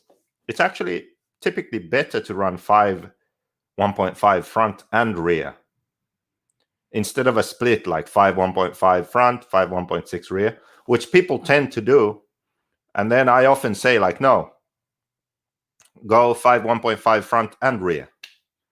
But then when you run like 7 holes, 8 holes, you almost always have smaller holes in the front, bigger in the rear. So why is that? With 5 holes, you run 1.5 front and rear. 8 holes, you run maybe 1.2 front, 1.3 rear. So I think that this is because of the way that the shocks pack up. So the rear shock is longer. The rear shock is further out on the arm. It means that the piston is moving faster. On a high-speed impact, the piston will pick up more speed than the front. So that means that the rear has more pack than the front. So to compensate for this, when we are running an 8-hole piston, we put a bigger hole in the back so it doesn't have too much pack and it's not bouncing around. So it's more plush. Okay, that's fine. So why don't we do that with a 5-hole one? I think the reason is that the 5-hole piston, the way it packs up is different enough to where the difference between the way the front and the rear packs up is not big enough to where we need to compensate for that with the 5-hole piston. Maybe the perfect setup would be something like 5 1.5 front and 5 1.5 and a few holes 1.55, maybe some slight change only on the rear. But the difference with the 8-hole pistons, the difference how the front and rear shocks pack up is big enough to where the same pistons won't work because the change in pack is too drastic for what the piston can handle. So we have to go to a bigger hole in the rear shocks. So it has to do with how the different pistons pack up on a harder impact. Does that make sense? The more holes pack up more. So it's also more sensitive with the different piston speeds. So you have to compensate for that with bigger holes in the back. Small holes, I mean, fewer amount of holes, bigger holes, 5 1.5s, for example, they don't pack up the same way. So that same way of thinking, of compensating with the bigger holes in the back, it doesn't work anymore. And it becomes too soft in the rear. So, yeah. Sweet. I bet you people haven't thought about that. I know. So now you're a 5-hole piston guy? Well, no, it depends. So the JQ car, it kind of likes the 7 holes. It's really good everywhere. And then if you need to calm the car down, then the 5-hole is good. And then this new one, actually, it's like the range is bigger. The 8-hole pistons are also good. So it's 5, 6, 7, 8, and finding the best combination with that. Sweet. Well, thank you, T Melt, for the question, and thank you, Joseph, for going in science mode. We need to switch this around. How do we do this? At stream. There we go. I like being to the left of you. Okay. All right. Thank you for the question. We have one final question. This comes from Peter Bartel. He's a big fan of the podcast. He says I've been marathoning the early podcasts to get the history, and I'm up to number 38. Wow. You have a lot of those first 3 podcasts were horrible. Great content, but horrible audio. He's from Charlotte. I'm probably going to meet up with him when I go there. He wants to know, up travel is too much a bad thing? I've seen everything on Droop and the like, but I like and bought and read Beaker's book. He says he loves your book. Keep it in my pit bag for quick reference. The Invisible Speed book is still available, correct, Joseph? Yeah. Okay. And now also in different languages. Oh, now it's in different languages. Very good, very Spanish, good, very Italian, good. German, and French. There you go. So basically, he says, it seems to me that having so much up travel that the chassis bottom out slaps is not ideal because the tires got unloaded and we lose traction. So is it better to let the chassis slap, or is it better to limit up travel a bit and keep the chassis off the track? Maybe on a bumpy track, letting the up travel be at max is good, but what about a smooth, fast, high grip track? This is actually something we do. Yes. So always the chassis always can hit the ground. That's a given. And then the wheels slightly move up after that. Like that's pretty much standard, a given thing. On the front, it's good always to have up travel because it just adds some safety. So if you hit a concrete corner or a rut or a pipe or anything, it just doesn't immediately flip your car over. So that's good. And then on the rear, you can play with that a bit more. So when you reduce it or sort of almost eliminate it, yes, chassis still hits the ground. That you have more corner speed that way, and sort of the rear end feels stiffer, like it doesn't want to roll as much. So that's a good thing. But then as soon as there are bumps, the car won't be good in bumps. So then if you have a really bumpy track, then you would need that up travel in the rear also for that. But then you lose corner speed. So yeah, but always, yes, the chassis hits the ground. Yeah, I remember we had to put 5 millimeters of fuel tubing on the rear shocks at those high grip tracks. So it was too much up travel. So people do it, especially on these high grip tracks, like he said. So it's definitely a tuning need. I think we end up using shock grommets and some of the like to make the compression even different. Like I actually remember that when 1 year at DNC, when Associated went 1 and 2 in Truggy, that was one of the things that, because I ran the Truggy that time, and that's when I made the carbon braces for the arms. And then that's the other thing, was that I limited rear up travel a lot. And then Rivkin and Cavalieri also did that. They ran the braces and limited that because it just added so much speed. Like you had so much more rotation and corner speed, and it was a big deal. And everybody wanted those braces too. Actually had to add a lot. Like there was so much up travel, It's like I added, I don't know, maybe like even 10 mil. Wow. On the shock shaft. Like it was a lot, I remember. I remember everybody wanted those arm braces too. So that year. You got any, like drug dealer, you got any of them braces? You got any of them them carbon fiber braces, JQ? I got them right over here. All right. Thank you everybody for the questions. We greatly appreciate it. We look forward to your questions every week. Thank you to Beach RC for the support, the long-time support of this podcast. Hopefully getting Brent to do up some shirts for our travel here shortly. If you guys can, please use the affiliate link that is in the written description of this podcast. It shows the podcast in love as well as Beach RC. So Joseph, I think we're going to go on to the SCRC Dawn and Quiet, which is going to be pretty quick this week. Stop and go, sorry. And then we will go on to do a Silver State recap. All right? Okay. Sun City RC Raceway, the home of El Paso's world-famous motocross-inspired 8-scale off-road track. The Showers family has over 20 years experience creating one of the premier tracks in the USA. Their world-class facility has everything: handicap accessibility, covered beds, skate starts, space for parking RVs, trailers, and lights for night racing. Follow SCRC on Facebook under Sun City RC Raceway for updates, upcoming races, or host your own race. And thank you to Sun City RC Raceway for their support. The RC Pro Series is there this weekend in El Paso. If you guys are on the fence about going to this awesome facility, please go visit them. The Showers family will make you feel welcome. Joey definitely misses you, Joseph. He asked if you're confirmed. The other day on Facebook, I said you are confirmed to be the dumbest smart person I ever known. And confirmed for what? I don't know. It's just a joke that we go like, if you ain't gonna like, JQ is confirmed that he's not going. I hope to get back to. They have the RC Pro Series race this weekend. So yeah, I'm confirmed not going. Yeah, I confirmed. End of this year, they'd have some race I could go to. Yeah, maybe they get RCGP next year. That'd be great too.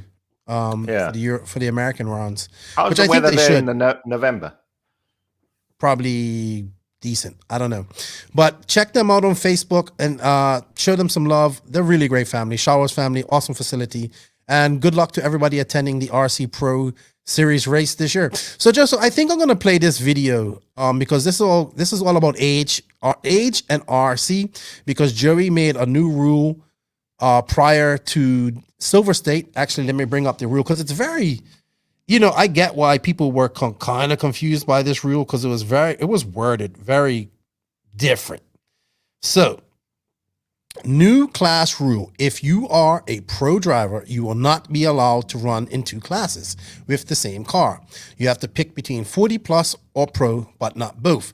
A pro driver who is any driver who has 100% car manufacturer sponsorship or gets paid by car manufacturers to race said car.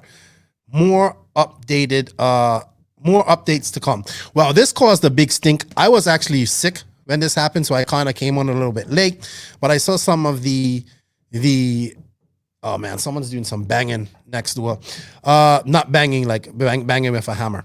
Not banging like, what the other type of banging. I want to say that here's my thoughts on this. I saw people like, oh, so that means we could just run two different classes. We could run the same two different classes with two different chassis. Oh, Joey just wants people to spend more money. No, this is something that's been going on. Like you're basically getting practice with these classes. 40 plus in this class. Where are you going? Okay. I know what you're gonna say anyway. Oh, okay. Let me go to full screen here. So with that being said, here's my thoughts on this. They call it the Adam Drake rule because we kind of brought this up after DNC when Adam done really good. And our thing was, it's not unfair to the 40 plus guys to do this. It's unfair to the guys in the pro class that he would get extra 30 minutes track time, because how it is at DNC, they run the pro mains on the Sundays. I'm sorry, they run all the nitro buggy mains on the Sunday, so there's no Truggy, there's no Ebuggy. So, all the pro guys that are in the A main already, unless they bumped, the guys that bumped got some extra practice, but because they had to bump from the B main. But basically, the guys, Drake would run the 40 plus, and he did really well at DNC. He's actually done really well at the last two DNCs running 40 plus. So we kind of attacked it from a different angle. We actually have a YouTube video. You can check that out. People agree with us. People don't. I still think to this day that gives him an advantage. But here's my thing, right, Joseph? I'm going to bring you back in here. Joseph, here's my thing. I think Joey had to make this rule because, he's doing his US Super Cup next year. And the pro class will have $10,000 on the line. I don't know. He hasn't announced the other races, but it's going to be like DNC, Lone Star, Silver State, and he's going to do some East Coast races. I'm even hearing that there might be a indoor race in November on the East Coast. So we'll see. To say all of this, he had to do this because when you have money, now there's going to be officially money on the line.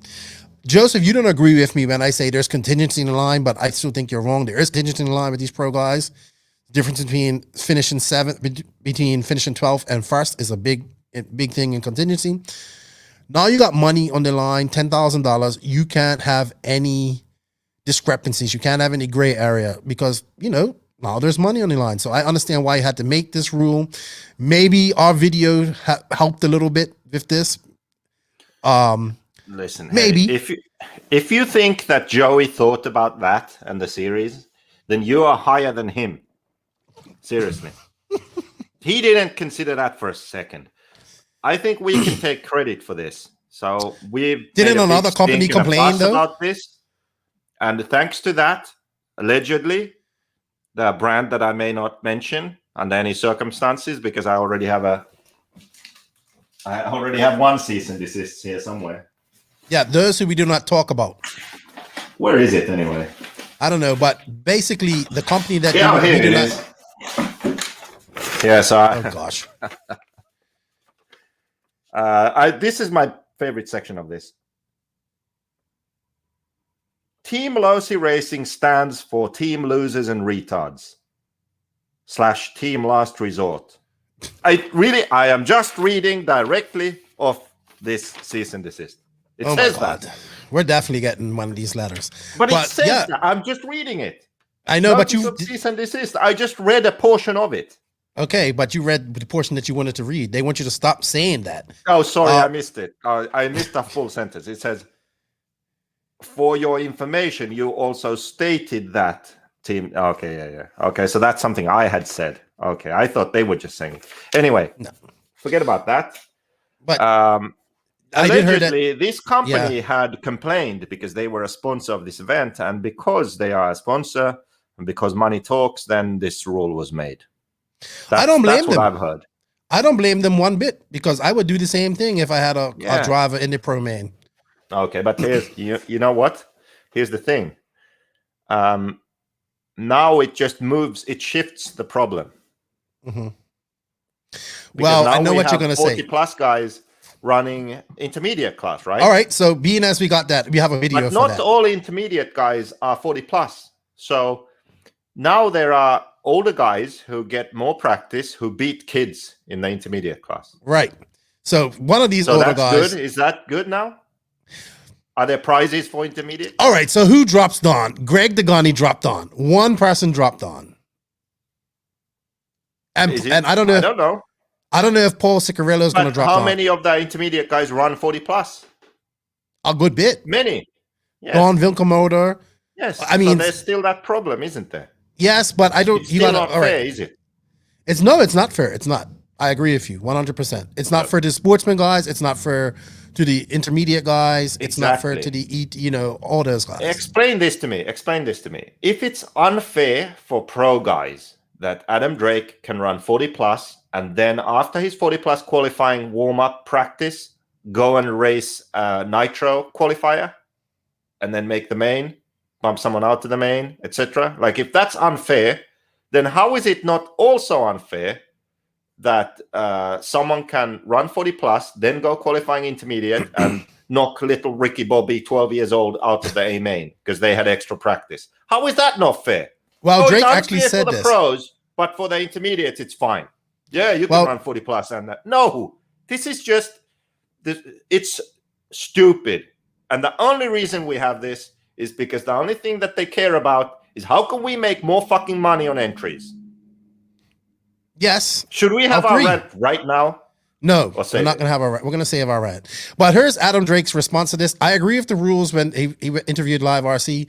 When they are made in the best interest of all competitors, I understand changing the rule for all classes would reduce the total entries and money for the event, which is true, Joseph. But that would be what's fair. I agree that's what's fair, but it's not going to happen because Joey needs to make that money. All these race instructors, Joey needs to make that money. And guess what? The 40 plus guys and intermediate guys want that 2 chances of making a podium. I have They're no taking that- problem with Joey making money if he puts on great events. All right, we're going to talk about that later. We still have to recap Silver State. So I agree that it probably should be across the board, but the way the system is set up now and how people have gotten used to doing that, I don't think that's going to happen because the intermediate, the sportsman guys are the backbone that are paying the money, and the 40 plus guys are the people that are paying the money, and they want to be able to run 2 classes with one chassis. And also the pro guys have got money involved in it. And I think that makes a big difference. This can be the separation between amateur and pro. Hey, here's amateur. You can run 2 classes. You can run 2 classes with the same chassis. Here's pro. There's no advantage to you. You can be 40 plus, but you don't get to run in this class because you want to run pro. Now, maybe that's the level, that's the line right there. Amateur and pro right there. Then we have a distinctive line right Baby there. steps. Yeah, but is it unfair to the other people? Yes, but it's something you're not going to change because the industry has created this. The race promoters have created this, and the racer has created this because now they use one of these. Like Greg says, I use pro class to get ready for 40 plus class, right? Well, Greg dropped on to intermediate. Let's hear his interview. This was another epic Greg Degani interview. Leave. There we go. All right, Greg. What's happening? I mean, Let's talk. we think we did the math, and you're probably over twice the age of first and second. So how did it feel? Turn to it go on up a bit. podium? You know, it was all right. What's up, These it's guys, Isaac, you know? bastard kids, they're, you know, I had nothing for them, obviously. You know, I didn't get to thank some of my sponsors in the 40 and over. So I'm just like AKA Tires, you. Thank you. You know, I've been running them for about 11 years, and Sidewinder 18 years. I've been with them 19 now, and you know, of course, SH and JQ Racing, of course, you know, and you know, Beach RC. I just want to thank them for, you know, giving me my 95% off deal, so I can stay in this class. If anybody has any questions about that, I've got my PayPal invoice here. There's 3 of them. We got $22 on about a $100 order, another $22. This is before the DNC, and $11.53. Greg Degani, JQ Racing. So there's no questions out there. You know, used to make 5 Gs a year. Now I pay 5 Gs a year. So you know, what are you gonna do? Getting old. Did you pay 5 Gs a year? Did you pay like a total of $87? Well, I'm talking about traveling. You know, gambling expenses. You know, stuff like that. So, just want once again, thanks. SH engines, $180 engines, go get them. Hashtag OS waste the cash. You know, hopefully we get the Miyako going and I don't have to run that bouncing turd anymore, and it'll be all good. Well, congratulations to Greg, our third place finisher. We're going to send it back down to Scotty for the Pro Nitro Buggy Main. Oh my God. I swear, man, we need more of Greg Degani interviews. Honestly, we do.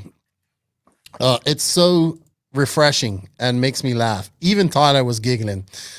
And then like if you with the 40 plus Saxton came in laughing and stuff like that. I don't know. It made me laugh so much I'm crying. I enjoy the 40 plus class. I enjoy watching Richard Saxton, Paul Ciccarello, Don Winkelmotor, and the top 40 plus guys racing each other. I really do. Greg has wanted to drop Don to open for quite some time now, and I kept telling him that he can't. So he figured out some way to do it. I also saw him watering the track. So it was funny. I asked him about that. But this is what's happened. All right. So Greg is one of the pro guys. Greg is never going to win pro. He's never even going to make the B main in pro. He's done in the C main. He's retired. Yeah, he's retired. He's like, he's a world champion that races 4 times a year if we're lucky. You know, he may do a hot rod nationals on a Tuesday night. But this is Greg Degani. He's not racing every day. Like a guy like Paul Ciccarello, he's racing every day. Saxton's going to all these races. He's not racing, but he's there. But that's Drake is a whole different level above these guys. You know, Drake's going into this 40 plus, demolishing these guys, and then using that to help out with his. I don't care what anybody says. It helps him. He says it doesn't, but if it doesn't, why do it? Why do it? You know, where's his response here? Will this affect your results in the pro class at all, do you feel? The additional track time is nice, but it's also additional wear and tear on the equipment. I've raced more events. That's complete bullshit. Okay, I've raced more events without the 40 plus class than I have if the additional track time at 40 plus. I don't see it making much of a difference. It's similar to guys that bump for the B man, which they did. It made a difference. The B-man guys were really good. I see it makes a massive difference. You know why? You remember when Joey introduced the Legends class at DNC? That year, Drake was like running 4th in the main. Like he had good qualifying, and then he was in the beginning of the main, he got up to like 4th or something. I just remember that moment, and then he faded back. And it was like out of the blue. Like he hadn't really been doing well, and then he got the extra track time. Boom, he's up there. And we've seen it recently also. He's done well, and then PMB, they had 40 plus after pro, didn't do well. Couldn't race 40 plus here, didn't do well, you know? So, yeah. Okay, time will tell. Now, if he bounces back now suddenly and starts doing well at these races in the coming years, oh, yeah, fine. But, yeah. You can't convince me that doesn't help. I think it's... I agree. I mean, look at Tyler. Well, see, we should have probably done this after our recap, but look at Tyler Jones. Bumps from the B-man, was leading the A-man, doing really well. Still to this day, I don't know what happened to him. But yeah, it's like bumping, using the B-man to bump. But the problem is that you have to be in the B. If you're in the B-man, you might not make it out of there. If 40 plus, you have nothing to lose. 40 plus. Look, some people like we shouldn't have age groups. I actually would like to see a junior age group more than anything.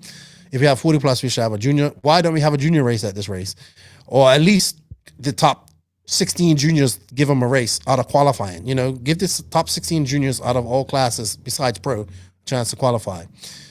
And race junior main. It's just not the way the system is now. People want that 2 classes. They want to use one of these classes to help better their, like running that 40 plus gives them a better chance of making an A main, getting a trophy, and being happy. Should we just run? Should it be just a choice between 40 plus and that's it? Yeah, I think you should just have to, if you just run 40 plus, that's it. But it's just not going to happen because these race promoters, they want to make money, which is fine. And the racers want it. The racers, the 40 plus guys, who is very big class of racing, want it. So it's going to be hard to change that mentality right there. But it's a step pro. I'm all for not having the pro guys run that. And Greg Degani going on to intermediate, finishing 3rd. I mean, like I said, Greg's not going to win intermediate if he goes on, you know. And that's a hard class to run. He just barely made it, and you know he had to practice a 40 plus to help him out with this. I have to say it. 40 plus definitely helped him in intermediate. So, but what are we gonna do? Like these races, like DNC and Silver State, it's not. You can't compare them to like a Euros or a Worlds or something like that. Well, Worlds maybe because you run so little, but like at the Euros, you run so much that having double that time, maybe it can help if you're having issues, but if everything is working okay, it's not really going to help you. But the problem at a race like DNC and Silver State is that you only have 2 practice runs.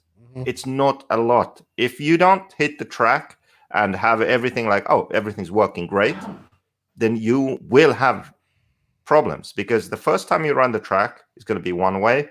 The second time, completely different. So you can be in a situation where after practice, you don't really know what's going on because your car wasn't good in the first one. Then it also wasn't that good in the second one. You're still kind of learning the track. And then you have to go into qualifying, you know? So when you can double that practice time to 4, then you can be safe. Like, okay, so now I pretty much have a handle. I know the track. My car's good. I'm going into qualifying confident. Okay, that's already a difference. And then you go into the first round of qualifying, but actually you have a practice run first. So you run the 40 plus qualifier and you figure out all the gremlins. And then you're like even more confident. Like, okay, yeah, now I know. Tire choice is right. In 1.5 hours, I'm up in pro. You know, I know what to do now. You know, it is a big difference, especially at a race like this. Confidence, setup, yes, it makes a big difference. I agree. And I agree. Likewise, it makes a big difference in intermediate and any other class, you know, not just pro. So they I just don't see that happening. Now. We don't care about it. It's not going to happen. People are going to kick so much shit about it. You're taking the extra track time. You're taking the extra... And you know what? I understand them, but that's what... Well, maybe one day, hopefully they can understand that it's just a scam. Like, how stupid are people? We want track time. Okay, this is the thing. We don't want to pay entry fee for RCGP 125 or whatever. Oh, it's expensive entry fee. We would rather go to this other race and spend $200 on entries. It's that plaque, man. It's the chance to make another final. $270 or whatever. So you're it's paying more like than just double track time. fucking entry fees and for the same amount of track time. So the track time argument is bullshit. Like, you can have one class and have the same amount of track time. You can. You don't need to run it twice, you know? I agree. But some it's more... people, which is a minority of people who can run multiple classes, they are happy because, yeah, they can run more. But most of the people, most of the people can't do that because most of the people aren't 40 plus. You know, so for most people, it sucks because they can only run their car in one class. Why? I just don't. We should have a junior class. It isn't about just about track time. It's about getting that trophy, man. Getting on the podium. That's another chance for him. Trust me. I know that's what it's more about than anything. I think, and that's what RCGP didn't have because they did because you could get a 40 plus trophy, right? But you only took the top 12 out of overall qualifying, just like you did for junior finaling. So that might have been about track time, but then like guys knew that one qualifying session was worth more than just qualifying, and their buggy class was also, if you were eligible for the class, for the age classes that made you eligible there. I just don't think it's going to happen. It's become a staple. The 40 plus guys, like I'm 40 plus too. If I went to a race right now, I probably just run 40 plus or Truggy. That's what I really want to do. Truggy, I want a Tekno Truggy just to piss you off. I mean, that would be the fair thing to do, but it's just, it won't happen because it means less entry money. You know, like if you want to run 40 plus, you just run that. If you want to run pro, you just run that. If you want to run intermediate, that's what you run. You know, get the old guys away from the young guys racing in intermediate, sort of. That would be fair. Like if you want to make it fair, that's what you do. But it's not about making it fair. I agree with you. All right. Well, thank you, Sun City RC Raceway, for your support. Everybody have fun at the RC Pro Series race this weekend. Send it without responsibility. And I wish I was there. I really do. I really wish I was there. This is one track that I want to get back to that area, New Mexico, hang out with the New Mexico crew and just have fun. Joseph, it's finally time for us to recap Silver State, brought to you by Tekno RC. Tekno RC. Tekno RC. Tekno RC is a premium manufacturer specializing in 8th and 10th scale high-performance off-road RC buggies and trucks. Visit www.teknorc.com for a complete catalog of their products. Tekno RC. Excellence in engineering. Hashtag Tekno Takeover.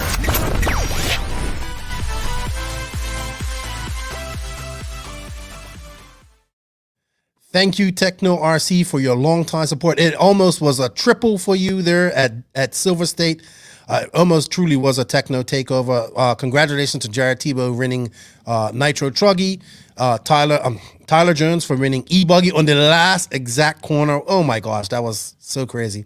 And Seth Van Dalen second in Nitro Buggy. I still think Tebow probably could have won that, but it was almost the triple for Tekno this weekend. And but you know, the double's better than triple, and a second place in Nitro Buggy is good. So congratulations to them and all the Tekno drivers. It was a good weekend for you guys. So Silver State 2021 is done and dusted, Joseph. We wasn't there. We did a recap of Ebuggy and Truggy, myself, Max, and RC Kevin on Sunday live.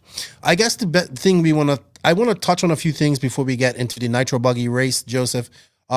Entries, 827 entries. This has become the biggest, I believe this is the biggest RC race of this year. Let's see, because they had, entries, 814, 336 bodies at this race. And PMB, which was the next big race, they actually beat PMB by 14 entries. PMB had 810 entries, but they had 396 people. So they had 40 plus more people than this race. So these two big race promotions, I believe they're competing. But to be honest, Psycho Nitro Blast is in Tennessee, Silver State's in Vegas, at the hotel that you're going to be racing at. It's just such a more convenient and better better location for a race. Even though I don't like the soil and all that, the dirt and all that stuff. But kudos to Joey and the crew. Congratulations, he just had a baby girl as well. But they pulled off the biggest race of the year so far by 4 entries. Even though PMB got them by actual body numbers. What do you think about those entry numbers? I know you're not a big fan of high PMB entry races. Was a bigger race. They had more people there. Yeah, I do. And I think that I think Dave put more work into it. Long jump, the trophies, his theme with the monsters and all that stuff. Dave put work into it. Excuse me? You said Dave put more work into it. I said Dave put work into it. Yeah, I believe. Okay. So that's this. You just on your rant. I know you want to get to your rant. Track thoughts, Joseph. You've never been to this race, but you've been to Vegas for many races. I just wanted to touch base on the actual aggregate of the track. I don't know. Tracks like these are fun, like once a year. Yes. For a change, Super. No, fun. I don't want the track to be like this all the time. That's for sure. Yeah. Yeah, but it's fun for a change.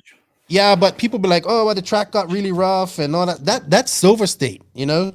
And like they didn't have big stupid jumps, like, you know, he didn't have his his trademark triple and all that type of stuff that he likes to have that's super dangerous to turn marshal. Because this is just a different type of dirt. And I'm actually looking, it's equestrian dirt because this is an equestrian center. It's all about the horses. So the dirt clay that they use is a dirt sand mix. It's a favorite footing for many Western disciplines as it provides the right amount of traction, rebound, and slide without the tendency to compact and harden, common with straight dirt or clay. So this is actually special aggregate for horses. It's the best way I can explain it. It's worse than sand. It has sand, like beach sand. It's not really dusty. Like you get sand blowing. Like I live near the beach. You get sand blowing at you and stuff like that. This stuff is such a fine. Do you remember that dust that we had at SCRC in our pits, and it just got everywhere? Yeah. This is worse. This is like cement. When you have you ever done any construction? You ever opened a bag of cement? Yeah. It's just like that powder just goes everywhere. It's super fine. This is exactly what this dirt is. So they had to make the track with a lot of tabletops. I did like the elevation that they put over there. He took all the dirt.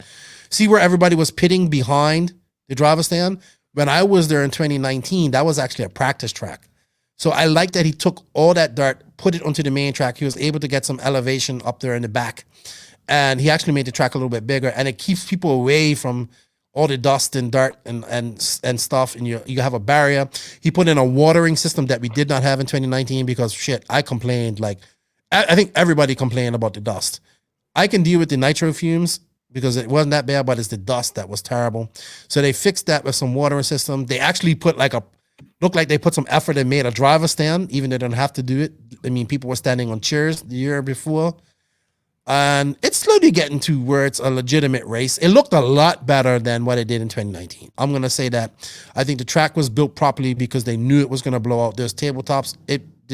Track developed natural obstacles that you had to contend with. So I was very happy with the track. Max didn't like the track too much. I liked it because it made for great racing, but it's not something I would want to race on all the time. But I think it made for great racing, and we enjoyed it.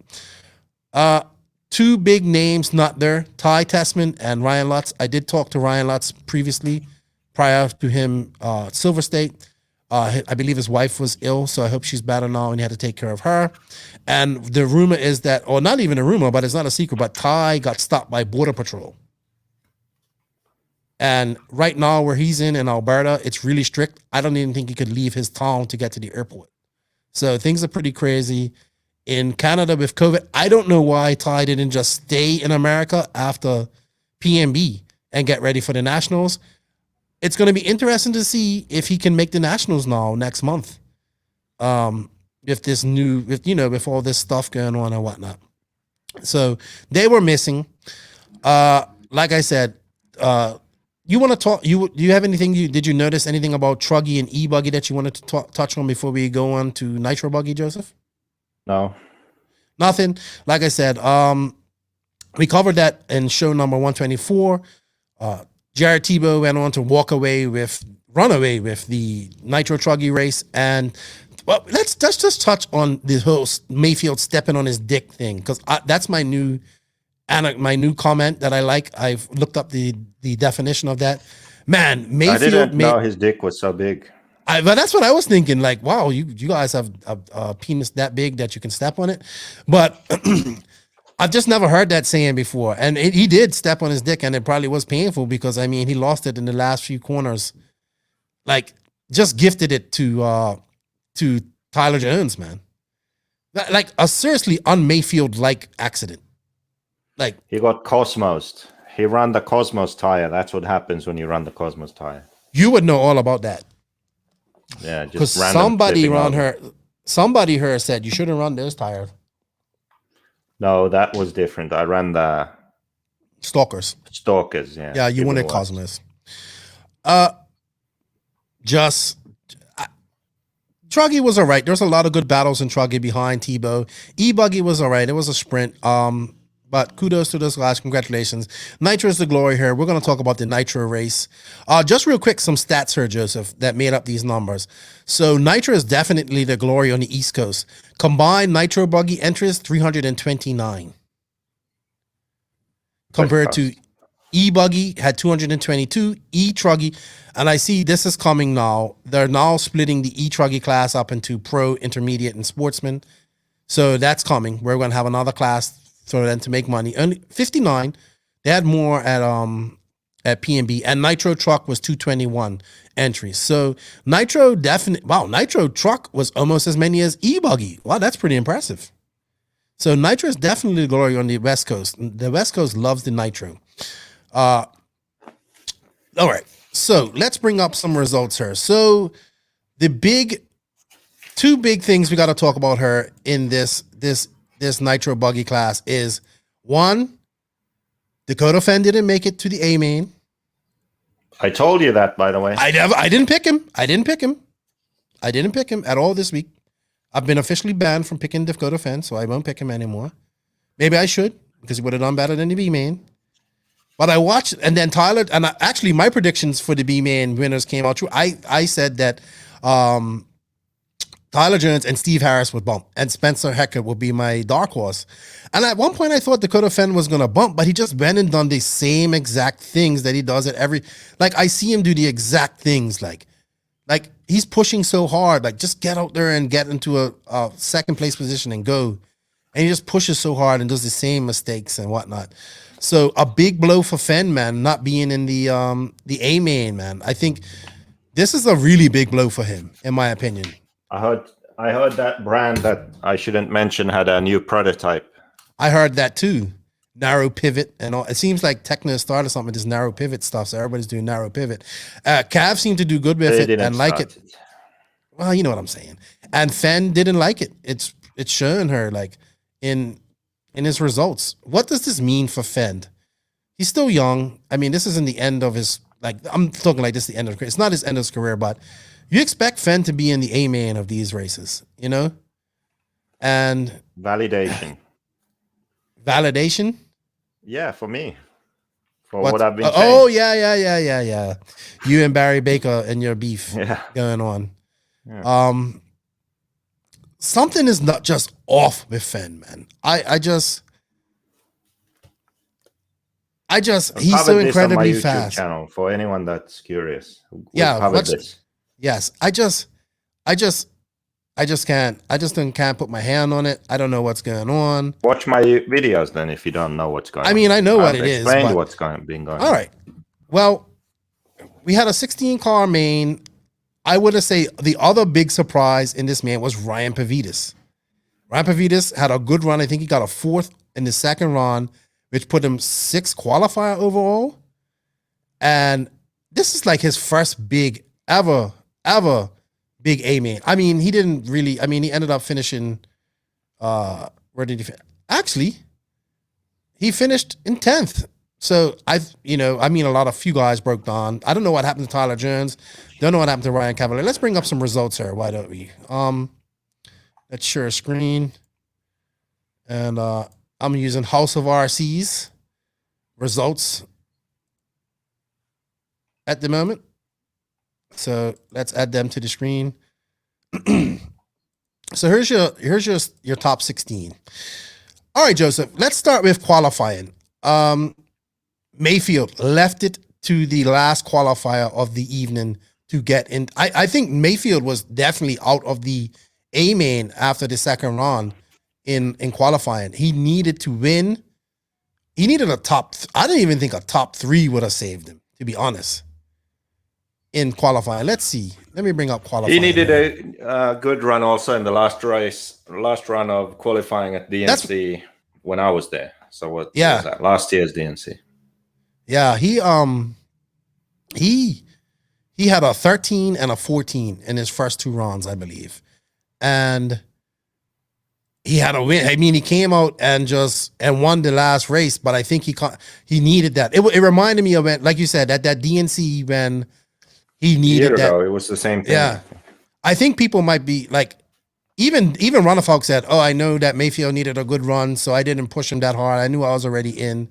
I mean, at this point, it was Seth Van Dalen and Tebow battling.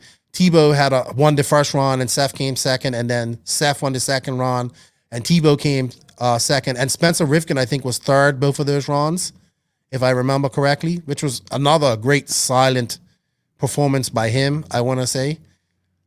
Man, Mayfield squeaked this one out, man, last minute. No, Cole Ogden was third at one point.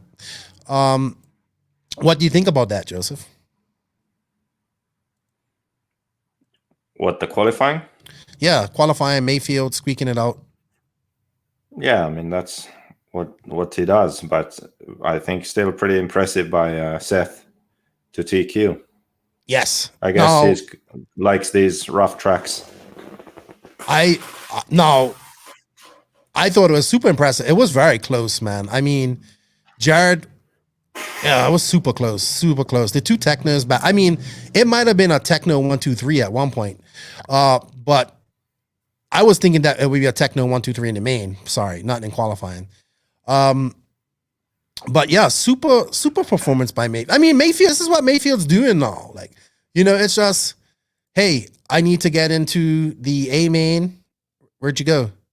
I need to get into the A main, and I gotta do what I gotta do. But could you imagine if Mayfield had been in the B main? That would have been so shocking, so shocking. So anywho, like I said, Ryan Maifield TQ'd the last round of qualifying, the last race of the night on Friday, and that put him in. Let's see, I have their overall results right here. So this is our starting lineup for Pro Nitro. We had Seth Van Dalen in first, Jared Tebow in second, Tanner Denny in third, another great run by Tanner Denny, Spencer Rivkin in fourth, Cole Ogden in fifth, Ryan Pavita sixth, Mayfield seventh, Ryan Cavallari eighth, Brandon Rose ninth, Joe Bornhorst 10th, Wiggins 11, Aiden Horn, Drake, CJ, Steve Harris, and that's it. Yeah, your top 14 went through qualifying. So, man, I just have to say kudos to Mayfield for doing that, and congratulations to Seth for TQing. I think this was also a much-needed TQ and good race for Seth. So let's get on to the actual race. Now, this was a very interesting race. We had Jones bumping up from the B man. He totally dominated the B man. He should have been in the A man anyway, but it looks like he had just had issues in qualifying. Let's remove this for now. And anyway, but he got that extra practice, I think, in the B man. And at one point in this race, he was leading. Like, I thought Jones was going to win this.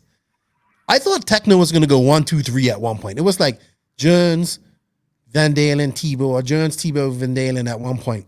And it was just, wow. Like, it was so much going on prior to this race. Like, so much going on with this race and whatnot. Like, just Jones not being in the A-man was big news, and him leading the A-man from almost a last place position. But this track allowed for that because people made so many mistakes. You can start in the back of the pack and still make your way up to the front and win this race. And that's what he did at one point. But I asked Brent what happened to him. I haven't heard what happened to him. So they haven't done a race report yet. So I had no idea what happened to Jones. I think he fizzled out around, let's see, let's bring up his race. Well, got to scroll all the way to the bottom of the page to find the race. But it looks, let's see what happened to where is he? Tyler Jones. Is somebody knocking on your door? There you go. So Tyler Jones, he doesn't look like he had any. Okay, he had a long last lap, a 63-second lap. Just to have somebody coming to the door. I don't know who it is. But I mean, he was in first on lap 6 and 7, and he went down to second, and he's back to first. He was battling with first and second, and then on lap 20, he got down in fourth, and at one point, he got back up to third on lap 30, but then he just dropped down to, he was still in third on lap 57 and 58, but just dropped down to fourth and lost that fourth place position. But you saw Tyler Jones. Well, we kind of saw him drive. You couldn't really see with the coverage. What are your thoughts on Tyler Jones? Could he have won this race? Should he have won this race? I mean, he was leading at one point, so he could have, clearly. Mm-hmm. I don't know. He didn't. I think it was From what you could see in the coverage, it was interesting to see because like Seth and Tyler actually, like, their cars look terrible. And like Seth, even just watching him drive, it's like it looks so bad. But I was thinking that it's probably because the car allowed them to drive that much harder, to where someone like Mayfield is just so precise, but like his car can't really take it. It's sort of bouncing. So he adjusts his driving to where he's driving very well, hitting the right lines, the right throttle inputs. He's doing everything so precisely, so it looks decent, right? But then these guys are sort of more punched and just going for it because maybe the car allows them to do that. But then it also doesn't look quite as good. Like they have really fast sections and then they hit some bump and it looks like it's not working at all. So I think maybe that's what's going on. And because clearly they were fast, like TQ making mains, like leading the race. So they are going fast, but it looks worse than Mayfield. Does that make sense? You know, like I think that was just the difference in driving. And then the Tekno car is a bit different to the other cars. Like, yes, they have a very narrow pivot, long arm. Then also they have, I believe they have these inserts in the arms. So the arm isn't touching the hinge pin. It's these inserts they have. I think they have metal inserts in the arms. Yes. That are on the steel hinge pins. So I think those two things. And then I think, what was the third thing I thought of earlier? There was a third. Oh, yeah. So on the front arm also, they have, the arm is twisted. So the arm starts off at one angle and then the outside is twisted back. Now, they did it for clearance. Like they even admitted that themselves. They twisted the arm for clearance. So when the wheel turns, it doesn't hit the arm because it's sort of twisted down. Okay. But a side effect of that is how the forces are transferred and how when the car hits a bump, how it works. It's going to be a bit different. So I think those are the three reasons why they do well on these kind of tracks, like loose, rough tracks, or sort of inconsistent grip and super rough tracks. So the narrow pivot and long arm making the car stable. The inserts on the hinge pins, meaning that when there's force applied, there's less friction. So the suspension doesn't bind as much. So maybe when you hit a bump, it absorbs it better because of that. And then that twisted arm. But I was wondering that maybe that twisted arm has a certain point at which it doesn't allow the suspension to compress maybe the same. Because I saw the Tekno drivers have this crash. Maybe others did too, but I never saw it, where they would be going fine and then just like they hit a wall. If you go back in the footage and watch, you'll see this. Like, for example, I think Tyler Jones was actually leading at one point, and then he was going through a section and it just, boom, the car just stopped and did a few flips or something. And Seth had the same thing happen. So I don't know. Maybe that's because of the unique front end they have. Like, if you hit the bump at a certain angle, right, then that happens. Because I didn't see other cars do that. Well, also Mayfield's lines were different. He was on that wide line from earlier, out in the fluff, which he's very good at that. Greg copied. Yeah. And them guys were, I watched them, like Seth was trying to go on the inside of guys. You couldn't, like, a good example was, let's take that line that comes off, because, it's the only part of the track that we could actually see properly, was when they would come off that second road, like they'll come up from the Beach RC jump, go down to that 180, come back up, go over that tabletop, then they would go wide, come onto the front tabletop, go on the inside of that 180, and then you could either go wide, just wide of that 180 or on the inside, because it was a big holder. I watched Greg hit that hill. I thought he broke his car.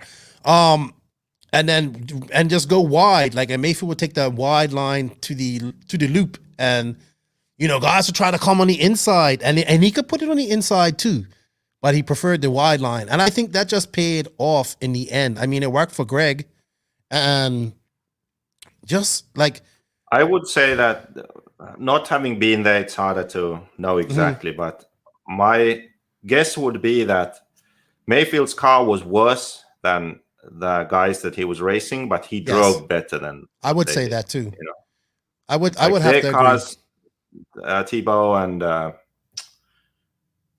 Tyler Jones and Seth, like their Teknos were actually handling better than Mayfield's Mugen. But Mayfield drove better to win the race. Now, we all picked, you included, because we asked you for your picks. Did you pick Tebo to win? Yeah, I did. Actually, I was kind of surprised because they did smooth the track out, but it was, again, super bumpy for the main. And Tebo was up there, but so I don't really know. He made some mistakes. Yeah, he was in the zone. I thought he would win it. Even while watching the main, I thought, I was like, he's going to come back. He's going to come back. He was super in the zone. I watched his interviews at Live RC, and he was super happy to talk about the fro, the Beavis and Butthead fro and his flannel shirts. He won Truggy. He came third, and he was just like, I love this track. I love every lap of it. So he was definitely liking the track. Out of all those guys, he was the only one I heard saying that I like this track. And so I asked him what happened because he did lead the race at one point, and he was in contention. And he says, yeah, I was going good, but just struggled to keep full focus, was thinking too much about lines, and he crashed too much, which I could understand, because that track had multiple lines. You could go on the outside, inside, on the middle. The middle was the hardest of them all. So I actually thought Tebo was in the best position to win this. I thought he would. Seth, even though Seth Van Dalen took TQ, and I'm going to say this, and people can disagree with me. This was a career-saving result for Seth Van Dalen, in my opinion. I've been a little bit hard on him the last few months because, he TQ'd DNC in 2019. Was it 2020? No, 2019, sorry. He did that, and he floundered. Like, he was not in the race whatsoever. And I was like, is this going to happen at this race? And it didn't. He stayed in contention. I mean, he did good, dropped on. He had to fight back up a lot of times. I mean, he was down in 6th, 5th, and 4th near the end of this race. And then he got back into 2nd. I think that Seth Van Dalen, here's 2 people that needed a win. 3 people, in my opinion. Jared Tebo, Seth Van Dalen, and Tyler Jones all needed a win. Even though right now, Jared Tebo has more wins than those guys. Those 2 guys, even though Tyler Jones has a PNB win, he has to kind of do it outside of PNB. And Seth Van Dalen too. Now, Seth's been on hiatus. I think he was suspended, I guess. I have not got that confirmed. I don't know what he was suspended for. But I would think that Seth is trying to be a pro driver at this point. And he's trying to be a pro driver for the last couple of years, and maybe he's not getting all the love that he wants from Tekno.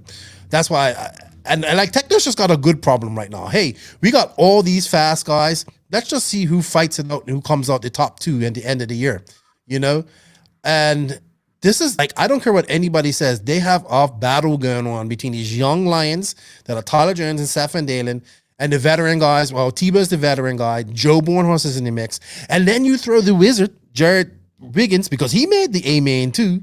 They had 5 cars in the A-Main. Tekno's in a good spot right now. And then don't forget, they have Kyle McBride just signed in Australia. He's supposed to be coming to America next year. Like, Seth Van Dalen went out there and put his foot down and said, I am Seth freaking Van Dalen, and I am here to stay. And he proved me wrong, because I thought I was like, okay, he probably won't win. I thought he was going to blow out like he did at DNC, but he came back. He finished 2nd. So I want to say congratulations to him.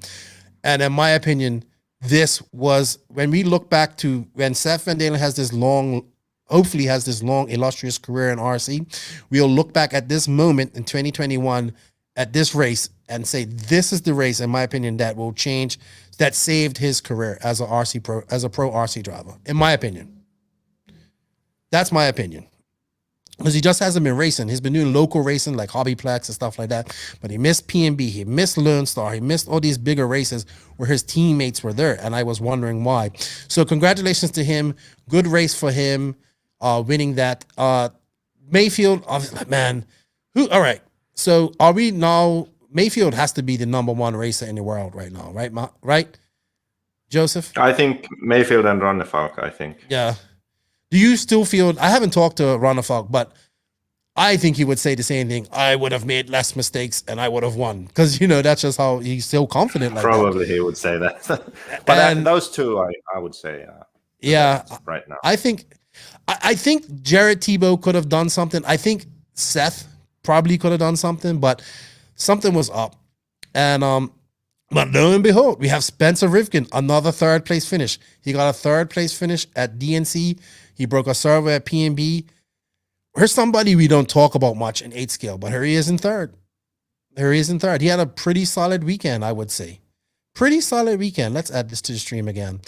Aiden Horn. Now, this was a big, I think this kid is the truth. I think he is, we need to figure out a name for him. But, I mean, he just won the exact RC, exact 10K race at, overall at OCRC, maybe 2 weeks before this. Comes to SCRC. I mean, comes to Silver State. Never been to this race. Finishes 5th. This kid has made every big main so far this year. I think we're sleeping on him. I think this kid is got the total package, and he's still young. Maybe 18 now, 19, and he's primarily a 10 scale guy, and that's what makes him more impressive. But he's putting in work, man. I mean, he was never in contention for a podium. But I would say that was a good, hard fought 5th place for him. Brandon Rose, a great performance for him. Was him and Steve Harris. We don't get to see 2 Agamas in a race most days, but congratulations to Team Agama, Team Nemo. Talked to Billy. He flew out there Friday. The Wizard in 7th. That's a great run for Jared Wiggins, I would say. He's somebody that we all sleep on as well. I think he's going to get progressively better as time goes on. He didn't make the main at PNB. Tanner Denny showed many glimpses of really good speed. I mean, at one point, I think he came second to Mayfield in qualifying. What's your thoughts on Tanner Denny? Is he Mugen's next big thing? I asked you this last time. He's going to all these races. He's making I don't know what happened to him now. I picked him for the podium. Yeah, he just blew, just wasn't fast, in the main. I wish there was, maybe some coverage so we know what happened to all this. Yeah, we can see.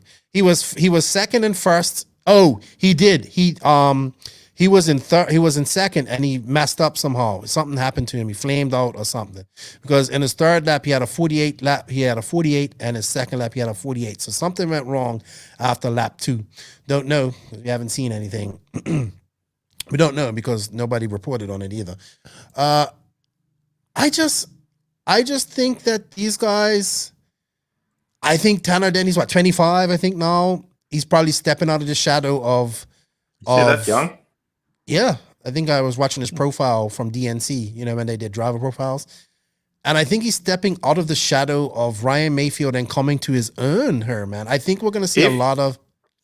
Yeah, if Tanner Denny is really only 25 years old, then, yeah, he could actually become a top driver if he wants to. Real top, I think he's on the way. Everything. I think he's on the way, personally. Adam Drake in 9th. That's where Drake would usually finish. I think he didn't make Drake did not make the Truggy or Ebuggy mains. Ryan Pavidis 10th. Now, this is like an enigma. Do I think Ryan Pavidis is like some superstar now? Looking at his lap times, he was never really a contender in this race. But it's good to see. I hope he continues to put in the work and he makes some more mains. Now, Joe Bornhorst, 11th. People may not like what I have to say, but I think that Joe Bornhorst is on the Tekno bubble right now. His teammates. All right, he beat Tyler Jones, right? But Tyler Jones obviously had some issues and something happened. He didn't finish or something where he didn't finish. But I think Joe Bornhorst should be doing better than this. And like I said, Tekno has this issue. They have these 5 drivers. I'm going to throw Jared Wiggins in there. I don't know if he's getting paid, but they have these 4 drivers. I think right now on this list, Joe Bornhorst is behind all these guys. An 11th place finish at this race in Nitro Buggy. It's just like he's making the mains, but he's not a non-factor in the race. and he has to change that. Cavallari would be disappointed with this race. I thought that we was going to see Cav do a top 5, to be honest. I thought he was going to do the normal, I'm going to just gut it out and do a Ryan Cavallari top 5. But to be honest, he got down in 15th and he stayed there for a long time. And he's lucky he even got 12th, I would say, because people broke down. Steve Harris, hey man, Steve Harris showed a lot of speed all weekend. I was shocked because, I kind of thought Steve was, because I think that, the last time he was making waves was at the 2016 Worlds, when he was really that's when he was really fast too. He was younger, he was making a lot of waves. That's when when you tried to sign him for JQ and that blew up in your face. That's before I started working with you. I remember that unraveling on Facebook. I'm happy for him. He's not the smartest guy in the world. Oh God, see what I mean? I'm just telling the truth. But a great run for him, bumping from the B. He just missed making the A as well. Just missed it. He was 15th. I think Maifield pipped him, put him down there. Cole Ogden, another. Oh, this is what I heard. Now, Eddie Lorette was Cole's mechanic at DNC, right? And Cole had a good DNC. Well, Eddie Lorette's in the TLR camp now. He is? Yes. That guy switches so much. I know. So I was like, who's that? Who was pitting Cole? Somebody different. I was like, who's that pitting Cole? Why isn't Eddie Lorette? And I found out that Eddie Lorette's in the TLR camp. I think it's a big, Cole Ogden just needs that mechanic, man. He needs that mechanic. Was he even in, nope. He was never in contention. Never in contention in this race. And CJ Jellin, I have to give some shout outs to CJ Jellin, man. He's the learned Kyosho guy. He is the top Kyosho driver, I would say, at the moment. And he doesn't race with these guys on a regular basis. Yes, he only got 25 minutes into the race, but CJ Jellin done really well to make this race. Obviously, he has to finish. But yeah, I think it was, besides Ryan Maifield running away with it at the end, I'm glad we got to see, when I say see in quotes, because during all right, we'll save that. During one of probably the best battles of this race, we couldn't see it because the system went on. But these guys hooked, man. I think from second, third, man, it was just a race. It's between Seth, Spencer, Jared, Aiden, Nerdy N. Well, not so much Aiden, but definitely Nerdy N, Spencer, Jared. And when Tyler Jones was in this mix, he was just fast too. So right now, Tekno has a lot to smile about. Maifield is just on God level, on Super Saiyan level right now. He goes into that Super Saiyan mode or uses the Force, and he becomes super dark Sith type of vibe. And oh man, I just wish we could have seen more of the race, better. But yeah, Ryan Maifield, congratulations to him. Seth Van Dalen, career-saving performance. Spencer Rivkin, they're trudging away, and Jared Tebow, a 4th place, but I feel Jared could have won this, but he just lost touch at one point. He never got any lead. I'm looking her, but he was in 3rd, 2nd at one point, and then he just got in his own head, it sounds like. So who impressed you the most, Joseph? Is it Seth that impressed you the most? Yeah, probably for TQing. And second. And what's his face? Tyler Jones was also really fast to go from the back of the pack to leading the race. That's quite impressive in an A main. And yeah, Tekno overall, and then Associated also, because if Pavidis can qualify 6th and then Riv can finish 3rd and Aiden Horn 5th, then they must have got their car going well also. Yeah, I would say that. So Tekno and Associated as a whole, were really good. And Maifield is Maifield, so that's a whole different story. Well, let's go through. I guess Mugen is sort of okay. I wouldn't put them as successful as Tekno as Associated at this race, because Denny, if he had got the podium, yes, okay, but something happened, and he was 8th, Drake 9th, so. Maifield won, but otherwise nothing, kind of. And yeah, then the losers definitely sort of the TLR. TLR, cool. Not the greatest event, and HB same thing, like Invisible, because Cole didn't have the best race. We had 2 Mugans, 5 and S-Works also kind of Invisible. Yeah, because Hacker didn't make it. He wasn't a bubble to make it, but he didn't. So we had 2 Mugans, 5 S-Works, 3 AEs, 2 Agamas, 1 TLR, 1 Kyosho, 1 HB. Yeah, I would say so. Yeah, great race, different race. I like these one-off, really rough races. I didn't really get to see what the track looked like till 5 minutes before the A-main. We'll talk about that in our rant in a minute. The one thing that gets me, the 16 car mains, I mean, it's just ridiculous, isn't it? It's normal. I mean, 15, 16, 18 was a bit much, but it just is. I'll be honest, like even some years ago, so it has to make be the main when it's 12 cars.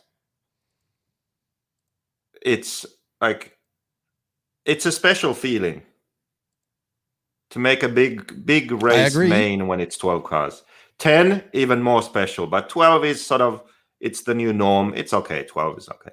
But when it's like 15, 16, 18, I've made mains like that where I've sort of been 16th or something and made the main or something. It's just even the feeling is different because you know that you aren't doing that well and your speed isn't there and you aren't competitive, yet you're in the main, you know, and you just lap traffic. So for me, when you make the main and you make the top 10 or top 12, that's a cool thing. Okay, that's an achievement. When you make the main as 18th, even I've been in those kind of situations and it doesn't feel right to me because you're so far away from the top 5. You know, you have no chance. If normally in a big race like that, if you qualify, you're 10, 11, 12 something, your pace can still be good. Like it's not impossible for you to make the top 5. Do you see what I mean? You know, but if you qualify 18th at a race like that, then it is impossible. So I just think it's too many cars in the main. Okay, well, I'm going to rebuke that. I think 14, 15 car is the norm now. I thought American races, but yeah, I thought 18 was too much. It's not the norm globally. Okay, well, we're talking about American racing right now because that's who's racing right now. Like Greg said, he said, "Oh, look at that! 80% of the B main is in the A main at PMB when they had 18 cars." Yeah. Look, man, when you got 800 entries like this, and actually, Nitro Buggy was not going to be that much. All right, you said, look, at this race, 16 cars was fine because we had a guy that started 15th get up to the front of the race and lead for a bit because this track that's different because this track allowed for it. Now I know what you mean. What happened to him in qualifying? I don't know. Something. He just off. I think I didn't even. I'm not sure. Let's see. Let's bring up his qualifying results here. I'm okay with 16. They had to because the number of entries that they had. But even though, but seriously, on the day like today, on the Sunday, but they want to get out of there too. They want to get out of there and they want to get people. I'm okay with it. I'm on the fence. I think after 15, that's just too much. Tyler Jones had a 13 behind Ryan Maifield in the first round. So he was just slow. And then 2 looks, let's see, hold on. 17 in run 2, so he's just slow again.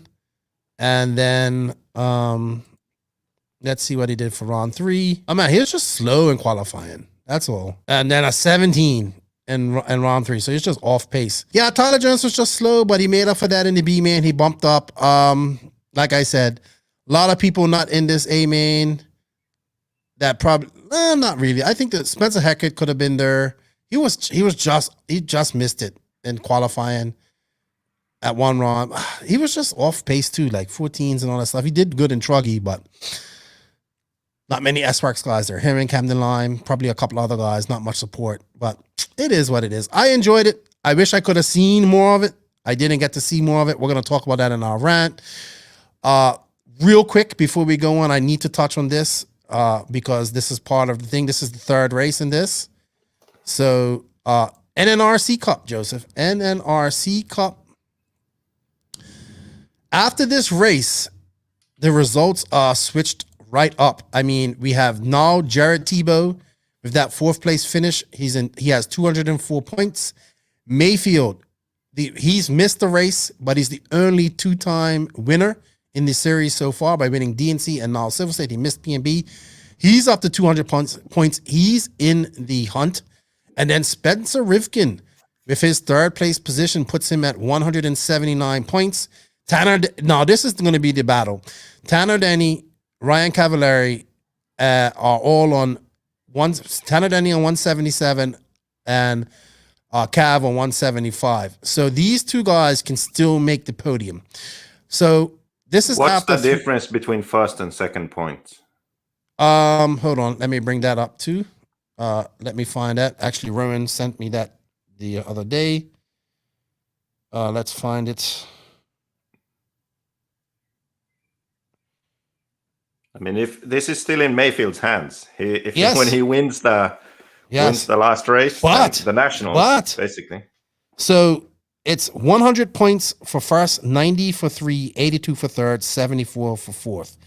Okay, so 10 points, and you get 3 points for TQing. So 13 points you can make up on someone. No, 103 points. Second. 100. No, make up 13 points on someone. But no matter what, will Maifield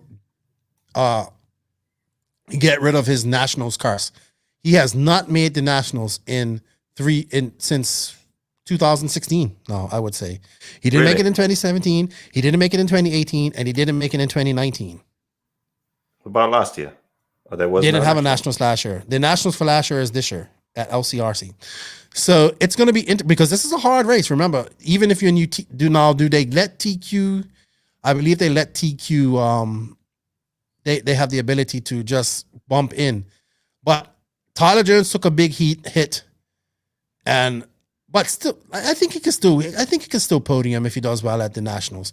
It's going to be. I didn't think that the race was actually the race for this lead in the NNRC Cup was actually going to come down to the nationals, but it looks like it is. It's so close, but I mean, Rivkin could win, but that would need T-Bar and Mayfield to have bad races. I know. But under normal circumstances, it's between T-Bar and Mayfield. So this is the NNRC Cup standings, everybody. If you want to go check out more of this, I'll put the link to the House of RC page for this. Thank you to Connie for doing these awesome graphics. I'm actually going. Part of my trip here when I leave, I'm going up to Matt Owings to pick up the trophies for this. Remember, this is a cup that Mayfield, I'm saying Mayfield, the winner will get their name engraved on it, and that cup stays with us to the next year. We will give them some plaques and stuff or some little trophies of replicas of this. But the whole point of the NNRC Cup was to show what a series would look like and how exciting it could be. Maybe only the people that listen to this podcast know about it, but it's all good. I remember Jason Reynolds like, why don't you use some other rankings? Or why don't you use top 25 rank? But this isn't a rankings. This is a point series. So it's going to be interesting going into what do you mean, why don't you use? I posted this on Facebook, and while Connie had put rankings instead of point series. So Rona said, oh, why don't you use top 25 rankings? I said, well, that's a ranking system. We're doing a point series, a virtual point series. And right. I kind of explained to him. So I don't know if he saw it. I know he was busy at Silver State. And kudos to J Concepts, man. I think, what was that?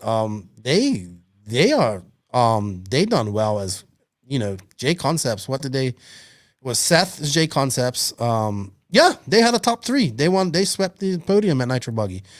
Mayfield, Seth, and Rivkin. So congratulations to them as well. Is it under races and events or what? What's this? This is under race. You go for NNRC Cup or Silver State? NNRC. Yeah, just go in and type in the search NNRC Cup and it will come up. All right, Josie. I think that's enough talking about Silver State. We're going to go on to one small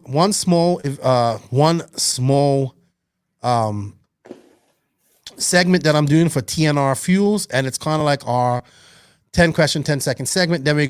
So Joseph, here at RC, we are all about the glory that is nitro. TNR Fuels is the hottest new fuel company on the market and a proud supporter of this podcast. TNR Fuels is owned and operated by Chris Nelson and his family, who are avid racers, bringing you a product made by racers for racers. TNR Fuels is available throughout the USA, and if you wish to support an awesome company, contact them at tnrfuels.com, find them on Facebook on the TNR Fuels, or contact Chris Nelson directly and get some of the TNR Fuels lemonade in your car. Thank you to TNR Fuels for being a proud sponsor of the RC's biggest nitro podcast, which is the NNRC, because nitro truly is the glory. And what would a nitro podcast be without a nitro fuel sponsor? Thank you, Chris. Thank you to TNR Fuels. This is now the stop and go or Don and Quiet segment, Joseph, where I'm going to ask you some questions. I'm just going to say something and you give me your answer. So first up, 800 and then, okay. Oh, I had it 847, 814 entries. Is stupid. Okay. Ryan Maifield. Awesome driver. Mayfield. Silver.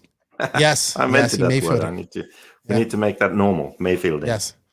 Okay. Silver State track was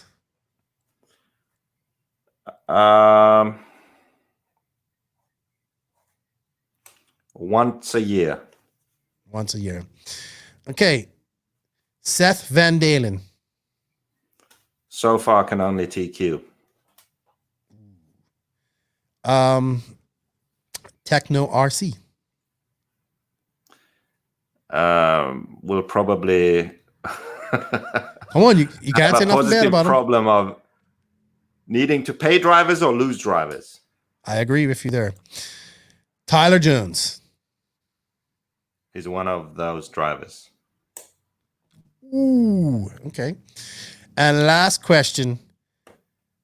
Greg Degani's interviews. The best interviews in RC. I would have to agree with you there. I would definitely have to agree. We definitely need more Greg Degani on the podium to get those awesome interviews. Thank you, TNR Fuels, for the Don and Stop and Go. I forgot which name this was. Don and Quiet Stop and Go. No, this is the TNR Fuels Stop and Go segment. I wish you would have made some questions for me. I would have liked to answer me one. Give me one real quick. Say a name and I'll give my answer. My camera died. A question for you. Yeah, one of those quick questions. Turn your camera off and just go to that.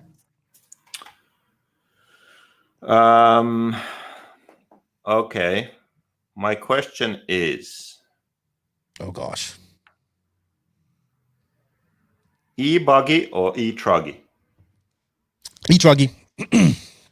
Jesus Christ. I am all about Truggy now.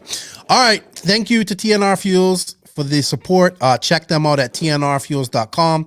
Hey man, Chris is working hard. He's going to all the races. Help him out. Show him some love. Get some of that lemonade in your gas tank and go fast. Joseph, it's time for the part of the podcast that you have been waiting for all podcasts. It's time for the JQ Racing Rant. We are now at that point of the show where you should fasten those seatbelts and put your big boy pants on. Whoa. Things are about to get serious. It's time for the JQ Racing Rant.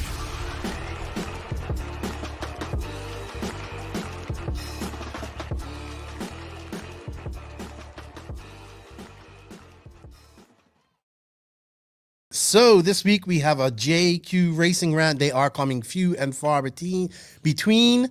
I know Joseph has been itching to talk about this the entire podcast, and I'm held him off from talking about it because I wanted to be positive about the race and all that type of stuff. And then, you know, I'm actually very positive about the race. I'm going to express that here. But we wanted to talk about something that I agree with his points. Let's see. I want to see all his points, but I agree with what we're about to talk about. But we're going to rant about something about this race. Even though we weren't there, we were looking out from the outside in on our perspective of looking from the outside in. So, Joseph, do you want to lead the way on this? Because this is your rant. No, you should lead the way. You lead the way, and that'll get the juices flowing. Oh, okay. So, All right. So obviously, I was supposed to. First off, I want to say this, and before we go on, this is nothing to do with for me. This is not.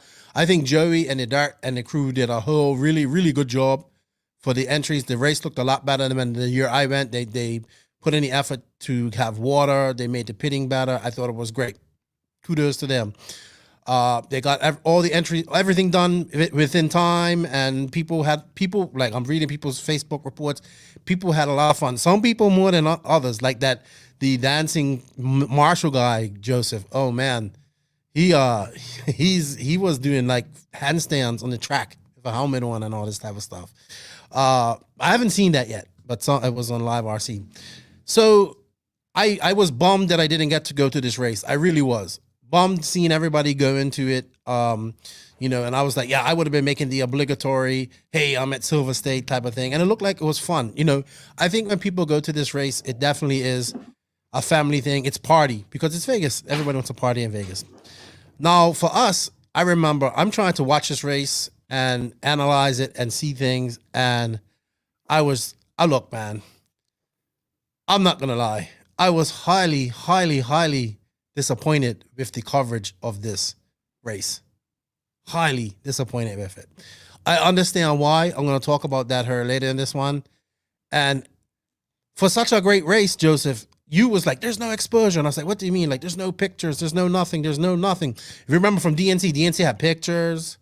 I mean, if you just remember from races back in the day, we had pictures, we had daily reports, we had under the hoods, all that type of stuff. Phil used to do all that type of stuff. And Live RC used to do that type of stuff too. But we had none of that at this race. We had a little bit of that at DNC. We had some going out and getting interviews and stuff like that. Then we went to PNB and the coverage was like, not as good. But we had 2 cameras, And then we go to this race. And man, I just have to say, and I don't blame Live RC. Here's the thing about it. I don't blame Live RC. The coverage that we got for Silver State, the biggest race, probably one of the biggest races of the year. If not, it is the biggest entry-wise. In Las Vegas, a shit ton of potential to expose our industry to other people and what we do and get it out there and get it online and looking cool. And we had one camera, man. We had one freaking camera. Can't even focus. That was blurry. Like blurry. Joseph, I didn't even know what the left-hand side of the track looked like. Right? I didn't know what it looked like over there. I knew it was a triple, I knew it was a double, knew it was some whoops. The only video that I saw what that looked like was when Live RC finally did one, like while they were doing driver intros and stuff for the Pro Nitro Buggy Main. So I finally got to see. I'm watching this all weekend now. I'm home. I'm watching this. I'm staying home. Not going to the beach. Nothing. Like I'm staying home watching this. And this is like I finally, on the last day, within the last hour, I get to see what the left-hand side of the track looks like.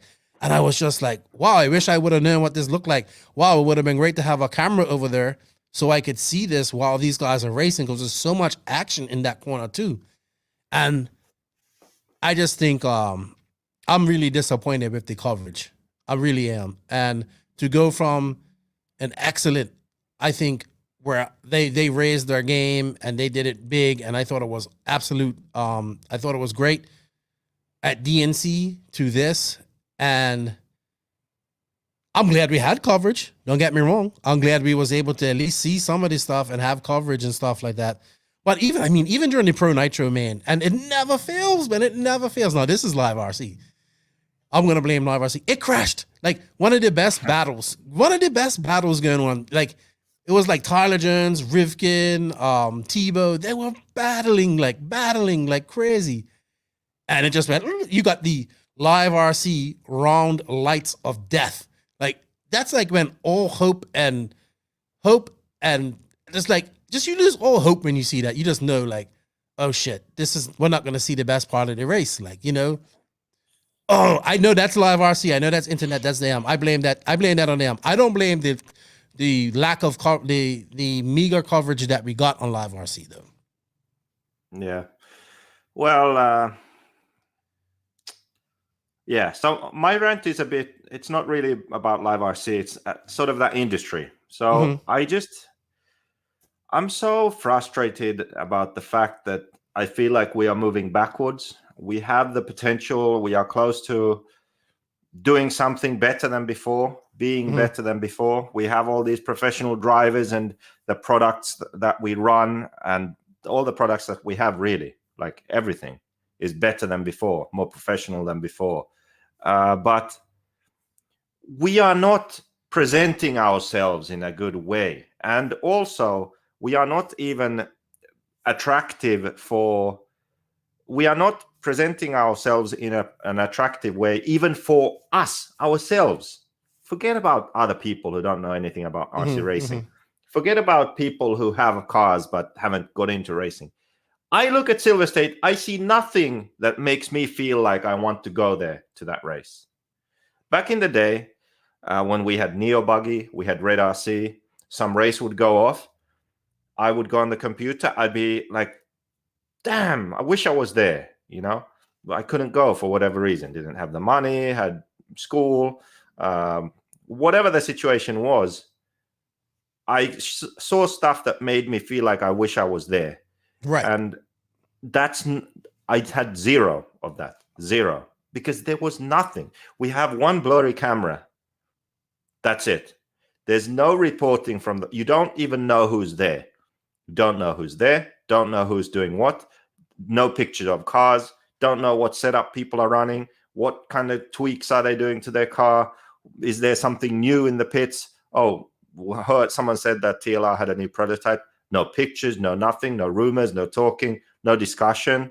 It's like we are missing out on all of that. That's where I should have been there. Makes it fun for us who aren't there. Nothing. Yeah. So this is a big problem, and I see it getting worse if more people don't choose to change this. And I think we really need to think about it, because the change that happened was that because of social media, companies started doing things themselves instead of advertising. So first we had the RC magazines, right? Then the internet came, the magazines died. Now we have reached the next step. Instead of the magazines, we got websites. Everything was online. We had Neo Buggy, Red RC. Who else? Probably Live someone RC. else that I think of right now, right? So we had media that had a website, went to races. They posted their own videos. They posted pictures. They wrote articles. They did interviews. We knew what was going on. They did this on their website and on social media. Then we had the coverage of the race as a separate thing. So we had a good idea of what's going on, and everyone got coverage. So we knew who was there. We knew what was going on. Now what's happened is companies pulled their support from these media companies, which means that now they are dying. So now we don't have the websites and their coverage anymore. So what we have now instead is just the RC brands, their Facebook and their Instagram, where maybe you have some random pictures. Maybe J Concepts is the best actually at this. Like that's where people tend to go to see something at least of the race. But you see pictures of Mayfield and the J Concepts drivers, and that's it. You don't really know what's going on based on their coverage, So that's it. And if you want Tekno or Mugen, what coverage did you get? Like HB. What did HB benefit from this race? Or S-Works? Was S-Works there? Yeah. Like nothing, Whereas 6 years ago, if you had the same race, you would have a bunch of pictures, S-Works new fucking whatever widget on the car, and you'd have pictures of it, and under the hood of this guy and that guy, and talking to that guy, and a video of a lap of some S-Works driver. Like there would be something. Even if you didn't win, there would be some kind of benefit. There would be pictures and a part in a video and a walkabout in the pits, something, right? And all of that is gone.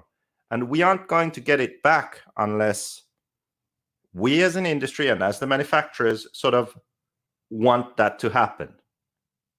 You know, if we get together and be like, hey, we would really like media. Like, why don't we demand this of the race organizer? Like, hey, if you're going to have this race and make 80 grand on a race in income and probably 50 grand profit, you know, put some of it back in. Like, make sure you have someone there taking pictures and doing this and that. You know, now they have like give the minimum budget to live RCs, though they can only send one blurry camera, or maybe the camera was fine but the guy filming, you know, forgot his glasses or something.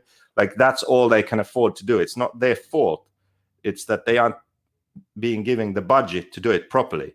Yeah. So I wanted to stress that because my rant isn't at live RC. I also think that we should pay.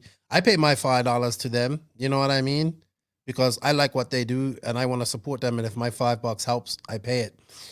I don't blame live RC for the meager coverage that we had of Silver State. I blame. Well, you can tell when they first started, which they finally got going Friday, I think. No, not Friday, Thursday, like halfway through qualifying, I think, even, or maybe I can't remember. Halfway through, they got started early Thursday morning, I believe, and they only had 2 sponsors. Like, it was like maybe like TNR Fuels and VP Fuels. Like, they had 2 fuel companies, and then you saw that sponsor thing go up, like where that ticker where it goes across like that on the So then they got like J Concepts, and then they got But here's the thing. So they started out with not enough sponsors, man. So the industry didn't come in. The industry is not supporting the media, yes, including now, next step, including the coverage. So if it wasn't for EFRA paying RC Racing TV, there wouldn't be coverage in Europe of these races, right? Right. The Master of Europe races. DXR is the only one that had RC Racing TV there, right? But that's because they're in the UK and there's history with Neo and all that stuff, right? So it was kind of all set up. Like, let's just continue doing this. But the other races, not really good, any decent coverage. And we wouldn't have it at Euros either unless EFRA was paying to have it. So in America, when these race organizers aren't really wanting to put in the budget for proper coverage, we aren't going to get it. And the solution is that no one company or individual is going to step up and be like, oh yeah, let's do this. It has to be a collective effort where we all recognize, like, this is for the greater good of the sport, of our hobby, of our industry. If we all chip in, it can be better for everyone. A rising tide raises all the ships. But the attitude is just so annoying from a number of the people in decision-making positions in companies that it just... All right, well, I'm gonna frustrating, you know? It is frustrating. If all the brands can be like, hey, look, these races, we're going to go to these races. We could have great coverage at these races. We're going to send our paid drivers to them, okay? All those brands chip in, put money in a pool for media. Those race organizers also have to put money in the same pool for media. So you have a bunch of money for each event that goes to some media coverage organizations to do that. So we have the proper live streams and proper videos and pit walkabouts and pictures and everything, so it looks good. It's doable. Everyone can chip in a bit. No one has to pay a lot of money, but everyone benefits in a big way. I think also with this race, well, I thought that after I saw the coverage of DNC, I said, okay, I think we're in for a treat this year. You know what I mean? I think we're going to get great coverage. Then I heard that PNB was going to have live RC there. And then I was kind of disappointed with their coverage, and I find out like they had a budget. Like they were, I think they were supposed to have some local people to help man the cameras, and one never showed up, and one left after the first day. And then at least we had 2 cameras, but I don't, like I said, I'm not mad at Live RC. I'm not gonna send people. I'm planning my budget to go to the nationals right now, right? And it's expensive, and it's just for me and my buddy and the other guy that's coming, and we're doing this as cheap as possible. Like, you know us, we have to do it the cheapest way. Like if it's a 2-star hotel, 2.5-star hotel, and it's got decent, like 60-40 bad versus good comments, we're going to stay there type of trip. But I mean, it costs money to send these cameras. It costs money to send these guys there. It didn't even sound like Brandon Rody was there. I'm not sure. But I mean, I was hoping we could get more than one camera. But yeah, but see, this is the thing. So Neo Buggy is no more. Red RC pretty much is no more. Circus RC can't go anywhere. It doesn't have any money. Live RC can send one camera. It's because the brands are not advertising anymore. That's the reason. Okay. So why are they not advertising anymore? They aren't doing that because they think they can do it themselves now. But they can't. Yeah, we know that. We said that many times. They can't. And the thing is that if we had good coverage, it would benefit everyone. So I'll give you 2 examples.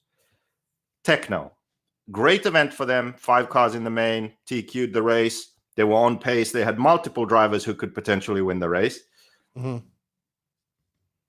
Zero coverage really of it. How about that? How about the storylines? Was them in the results. So you saw, TQ was a Tekno driver. High up in the main, there were many Teknos. That's it. Like nothing more. You don't hear anything about the storylines about drivers, or no pictures or setup info or anything like this, which is like, man, that Tekno looks fucking good, man. They updated this like that. That's done. Like nothing to get the juices flowing and people being like excited, like, oh, this car is doing well and they have many drivers and look, the car looks cool. And there's nothing like that. Unless I don't know, like unless you are already following the brand and you go on their social media, maybe there's something there. No, but there even was then, probably social media. Not much. Like they probably didn't even post an under the hood of Seth's car. Well, let's be honest. Did they? Have you checked? No, they haven't. But I bet you anything they didn't. I'll tell you what. If we had good coverage, we would have that. We would have those pictures. We would have those features. And they, as a successful brand at the race, would get more coverage than now. Then the second example, someone who didn't have a good race, like S-Works, for example. There was no S-Works in the main, right? Nitro Buggy. It's like they weren't even there. Seriously, you see some blurry fucking blobs going around the track. That's no exposure for you. Like you're blowing out in the B main with an S-Works. No one gives a shit, right? You didn't make the main. You blew out. So they have no exposure. Unless you were physically there and you met some nice S-Works guys and you had a chat with them, then S-Works benefited nothing. And they seem to be fine with this. Oh, let's just send our drivers to these races and benefit nothing unless one of our drivers does well. HB, same thing. Cole did well at DNC. They had a bit of exposure. Silver State, fucking might as well have stayed home. Do you see what I mean? So those brands who don't have good results also get exposure. Let's talk to Cole. He's a funny guy. Let's do an under the hood of his car. Let's film him for a few laps here. You get exposure. It benefits all brands. That's why it's so fucking annoying when all these people in RC are just thinking about their own social media and their own thing. Like, we can film something and put it on our Facebook and that's it. Like, we're not going to chip in. Even if it could be like every fucking brand and like every brand pays like $500 and organizer puts in $1,000. Boom. We have awesome coverage. We could do that fucking tomorrow. But no, because everyone's too selfish, too self-centered, and just thinking about themselves. I'm not going to put in $500 because it's going to benefit someone else also. That's how they think. It is fucking annoying. Like, I'm not going to pool the money and have awesome coverage and make our hobby look great because someone else could benefit. That's how they think. They think that when I control everything and just post a few pictures on our social media, no one else benefits. That's better for me. That's how they think. It's fucking annoying. Whoa. That's why we are nerds in the field. That's why we can't have nice things. Seriously, this fucking attitude pisses me off so bad. Seriously. Calm your tits, Josie. Calm your tits. You're getting all emotional on us here. Yeah, but it's so annoying. This could be so much cooler than now. So much cooler. Seriously. Our coverage could be so much better. it could be so much exciting for everyone involved. But no. Yeah. I definitely think that like I said, Live RC was on a shoestring budget, which is crazy. I don't understand why you wouldn't want this race. I mean, maybe all right, let's look at the venue too, because I know, for instance, like you can't put up gazebos inside and all that type of stuff. That doesn't matter. I know, but I just find it strange that the industry didn't put more money behind this race. I find it strange. Because they have their Facebook pages. But they put it with DNC. To everything. They done it with DNC. Maybe because like they have the nationals coming up next month too. You know, a lot of money to spend out. But for us that stayed home, it was bad, man. I guess that just means get my ass on the plane and get there next year instead of staying home. But it shouldn't be like that. And after, just after DNC, I thought we was gonna have better coverage. You know what? When you was talking about pictures and under the hoods, you was usually at these races, but when I was, before I worked in worked in the industry and doing this stuff, I'm just a regular racer, man. So I used to wait, get up early mornings, and the first thing I would look for, because I'd probably go sleep the night before, would be Neo Buggy's report of whatever event they were at that day, that following morning. And it would be on there. They would have They would have under the hoods, or, you'd be like, oh, we got a new video from Neo Buggy. Let's go watch that. It wasn't, it was 5 to 10 minutes of some qualifying of the fast guys. And, pit walks. I really liked his track walks of like Neil Craig and Lee Martin. Neo done. We've said this so many times. Like, we sound like the biggest fanboys, but Neo and Phil done some really good things, man. And we need that back. That's actually what I'm going to try to do here at the Nationals. So if I would have went to Silver State, that's what I would have been attempting to do. So, because I have a photographer coming, Danny Paz, he's coming up. He's been doing a lot of work for Lance and the Florida RC Championships, as well as Wallace Motorsports. He's coming up to take pictures and help me out, and my buddy Mike. So yeah, I get it, Joseph. It was disappointing. But this race is kind of weird like that too. I think it being indoor. It's not just about this race. Don't focus on this race. We have a serious issue. No, of course. That we need to solve in the industry right now. But for me, I just want to know why they didn't do this race. Do we want to keep going backwards, or do we want to do something better? Seriously. Well, we're doing the same things over and yeah. Yeah, we can. That's the fucking annoying thing. Like, we can do things better. Well, they proved that at DNC. Not every race needs to be a fucking world championship and spectacular, whatever. Like, but to have those races will help racing, grassroots level, local club racing, tracks, regionals, everything. It will help. Okay. All right. Yeah, we definitely need more exposure. Nice picks. Yeah. Why do we have interviews to just make every event some shitty ass thing? Why? You know what we really miss is your blogs too. Your blog used to talk about the races that you went to and stuff like that. Well, you would always expose the rumors that happen, or the things that people didn't want to know happened at these races. Like, people really enjoyed reading your blogs. Like, they would either love you more or hate you more. Most hate you more. But things, yeah, but things like that aren't around no more. You stopped doing the blog, and we haven't been the same ever since. So, anywho, dude, I think. Do you have anything else to say about that? I think that's it. Look, I enjoyed Silver State. I enjoyed that I had coverage. I don't blame Live RC for. I think they did as best they could for the budget that they had. I just feel like, wow, we just could have had one more camera. That would I would rather have just one more camera, and I'd have been happy. And really just happy with that. So to say all of that, I enjoyed the race. People look like that went to it, enjoyed it. Congratulations to the winners. I thought it made for some exciting racing when we could see it. And I think we should go to this race next year, Joseph, if it's allowed. Like, if you can make it. Well, you've been to Silver State many times, but you never went to this race. I was right. So Tekno and Mugen, basically they just a few videos, a few phone videos. Mugen has some awesome vertical videos.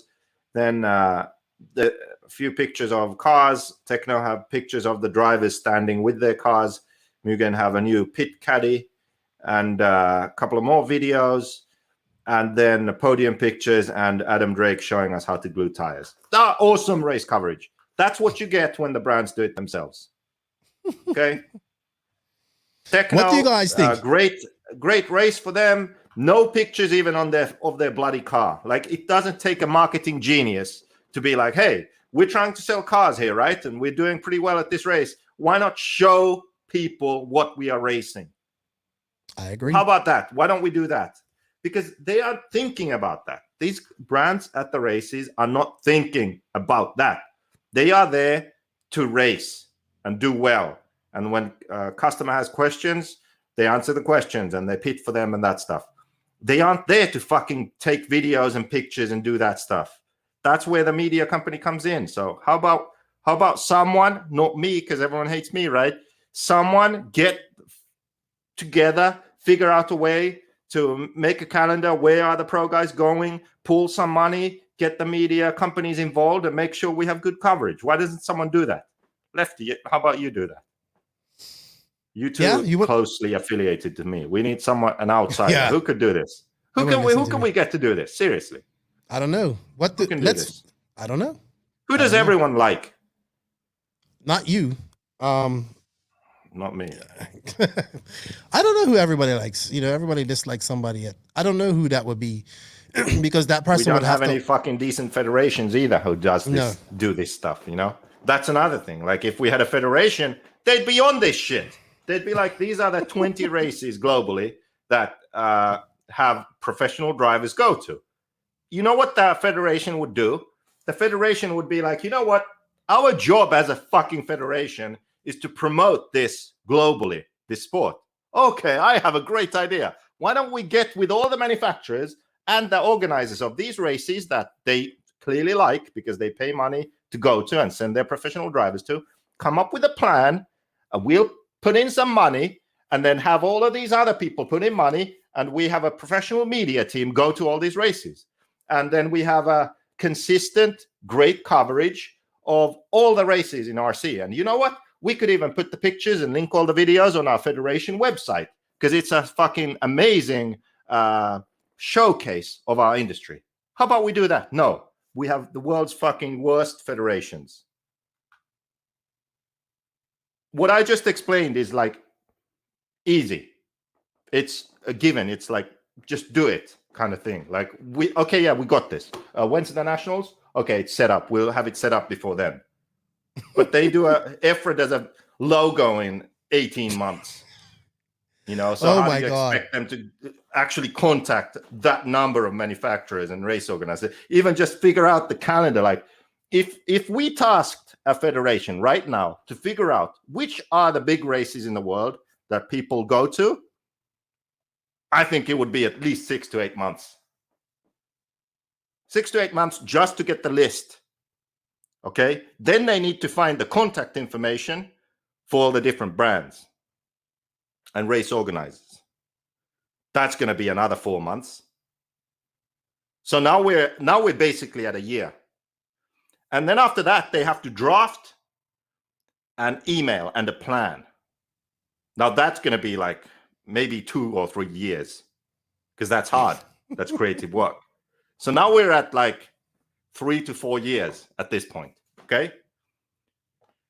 Then after that, they actually have to send this out and then probably send it out like 17 times because no one replies to anything. And then after they gain some traction, they have to actually implement this. So I'm thinking that maybe our grandchildren could have this system in place. You know, that is if we go by the way the federations work. So, oh man, I don't know, man. What we need to do now, Lefty, this is our mission. We need to find the person or organization to make this happen, because we are killing ourselves with this shitty fucking media situation. We really are. You know, so we need to solve this. Yeah, we do. I haven't seen you this worked up since we was in that janky hotel room in the last night in Bolivia. Yeah, believe it. Shower stuff. Yeah, but I care about this. That's the thing. So I know what RC racing can be. I know how it made me feel before, and it still could, but it needs to be better than this. Yeah, I can agree. I agree with your points, man. I know people like you disagree with him, but we definitely have on that level of in RC. It was so much better before. It was so good at one point. You know what I mean? We went from magazines where we had to wait 3 months and the starting grid. And then when like the glory years of Neo and Red RC and Live RC, when they, you know, that's all gone, man. It's all gone. We have idiots. It is. Like, I know there's a level of sort of being jaded, having been in it for so long, but even looking past that, I think maybe the people who don't see what I see, I think the problem is they can't imagine what I'm imagining, you know? Mm. So maybe they just are like content with what we have. Like, oh, this is cool. I like RC and it's nice. I saw a blurry video and that's it. Like, I miss reading articles. I miss reading interviews with people, not just a Talk It Up Tuesday. Like people can say all they want. I really enjoyed Aaron Waldron's writing. I enjoyed him calling a race too. Yeah, we are a small industry, and when we are such a small industry, we need to pool our money. We need to do things together. We need to do things also that don't only benefit us. We need to do things that benefit everyone, including us. It's the only way. All right. If you're in Formula One or something, Haas team doesn't need to do anything that benefits anyone else than just themselves, right? They don't need to. Ferrari, same thing. That's a different ball game. It's massive. You know, we aren't massive. No, I think you're realizing that we're even smaller than you thought. No, you are the one who had no fucking clue how big. No. You thought it was yes, like you can so make many money. people. Like there are brands in RC that make money and are I agree, doing great. But what I'm saying is, all the more reason for them to fucking improve the industry, right? They have even less of an excuse. Their egos are, I guess, the problem there. Like, oh, we're doing well, so we don't want to improve the industry because someone else might do better too. Well, don't you understand that you would also do better? You know, oh fuck, dude. Oh man, you are worked up. You were so great when we first started recording. You know, you was chipper, and then you was waiting. You was waiting for this the whole 2.5 hours, and now you're all deflated like a balloon. A 5-day. Yeah, it's been a long time, and it's sort of, I see us going backwards. It's not good. It's not good. Yeah, we got to change it. You know what we need to do? We got to change it. We got to get change Raw by getting people out there and signing up and becoming members, and then voting new people in the region, the even regions next year. Still talking about that. And things can start changing, get more open-minded people in these positions. And yeah, it would be great to get proper media coverage of all these races. Live RC can do it. They just need the people to put the budget with them. You know what I mean? If they have the budget, then they can do it. It's simple. All right, Josie. I think that's all we have. I do have one more message for our listeners before we sign off here. Lugs RC Racing Tires have come on board as a sponsor of the podcast. They were at Silver State this past weekend, and they had a good weekend. Bryce actually beat Greg in Ebuggy, so he was happy about that. So in racing, we know it's all about tires. Lugs Racing has been testing different tread patterns, wheel molds, and rubber blends to bring racers the best product we can. Our tires are available in medium, soft, super soft, and mega soft. First up, they have the Econ tire line that has been developed with budget racers in mind. Wait. Did you say medium, super soft, and mega soft? Yes. So there's no soft? Yeah, there's a soft. I said soft. Why do you interrupt my ad read? Jeez, man, you're so rude. The Econ tire line that has been developed with the budget racers in mind. For this line, we have improved existing molds and using our new rubber compounds that our Premier Tire allows us to use to keep costs down and pass the savings on to our customers. For the all-out racer, we have the Protos and the TQs. These are Premier tires that are made with our custom molds and utilizing our new rubber compound to provide you, the racer, with the performance you require. Please visit www.lugsracing.com. Follow them on Facebook and Instagram. And if you want to go buy something and save some money, you can use the promo code NNRC Lugs and you will save 30% off your order. Thank you, Lugs, for supporting the podcast. Joseph, thank you for your time. It was good catching up with you. We haven't done a podcast like this in a while. So, it was good to have you chipper and then watch you deflate like a 5-day-old balloon right now. But don't worry, Joseph, things will change. Keep believing, buddy. And find the person to change it. I know, find the person to change it. Maybe people listening to this is what's going to help change it. Congratulations to Ryan Maifield once again, 2021 Silver State champion. Man, Ryan Mayfield's just on a tear, right? I think he's going to win the Nationals this year, man. I just think he's going to win it. He's just like in the zone, got the glow. I think Mayfield's going to win the Nationals, man. I think if there was a Worlds right now, Mayfield would win it. That's how confident I am. I think he's pretty good, I know, but the only thing. No, of course not. I'm a Viking fan. I want him to win. But I also would like Ryan Maifield to win his first too. But the only thing that Mayfield's been racing a lot more than the Vikings. So I don't know. It'd be close, dude. Super curious to see if that has any effect. I think if there's a Worlds right now, it would be It would definitely be Mayfield's to lose. So the Worlds, by the way, next year there'll be the Worlds again. Yes, hopefully they are in Spain. Just skip Brazil. Yeah. I don't think has there been an official announcement or no? I think they canceled it just in Brazil. Period. So hopefully it would just be Redovan Spain next year then. Yeah, I don't think Brazil's still kind of crazy with everything still. So I don't think it's going to be there. Spain should be kind of back to normal. Okay, that's going to be my best Worlds then. That's the goal then. Too bad it's a track that I absolutely, completely suck at. Jesus. Well, there you go. You've already lost. There we go. The race is over. I just have to go there and practice. Look, 1.5 years before the race. Facts. Like if it was, no. If the Worlds were in Sweden in Eskilstuna, I'd be like, yeah, man, okay, let's bring it on. But they're in fucking Redovan, where I've had the worst races of my life. Hey, this is what it was like Wednesday at DNC 2019. This is the look of a deer in headlights, like, oh, I suck, and that was it. His 2022 Worlds is over before it even. You still have a lot of issues. Your 2022 Worlds is over already. No, 1.5 years out. Just wait and see. It's going to be my best Worlds ever. Okay. 2020. I'll be 39. Sure. Can you believe that? Yeah. Sure. Mm-hmm. I'll prove you wrong. I please do. Yep. Please do. Congratulations to Jared Tebow, Nitro Truggy. Congratulations to Tyler Jones. Kudos to the Dark crew for the hard work that they put in. Looked like a great race. Sorry I wasn't there.